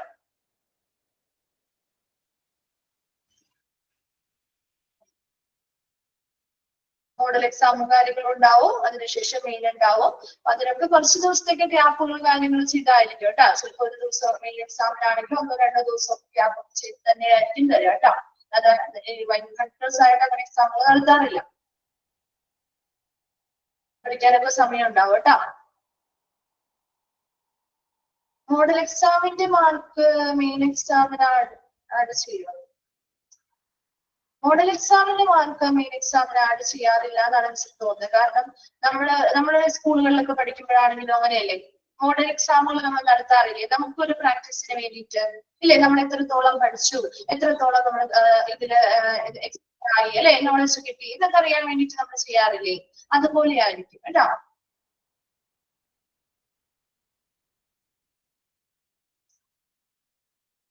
ഓക്കെ, ക്ലിയർ ആണോ? ഇത്രയും ഭാഗം എടുത്ത ഭാഗങ്ങൾ ക്ലിയർ ആണോ? ചെറിയൊരു ചാപ്റ്റർ ആണ്, പക്ഷെ ഒന്ന് മനസ്സിലാക്കി എടുത്താൽ നമുക്ക് ഫോളോ ചെയ്യാൻ പറ്റുന്ന ഒരു ചാപ്റ്റർ കൂടിയാണ്.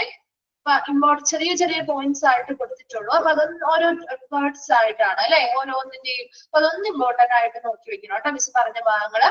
ഓക്കെ, നെക്സ്റ്റ് നമുക്ക് ബാക്കി അടുത്ത ദിവസം കംപ്ലീറ്റ് ചെയ്യാം കേട്ടോ. ഓക്കെ, മിസ് ഈ ക്ലാസ് വൈൻഡപ്പ് ചെയ്യാണ്. നെക്സ്റ്റ് വന്ദന മാം വരും, ആരും ലീവ് ചെയ്ത് പോവണ്ട കേട്ടോ. Thank you.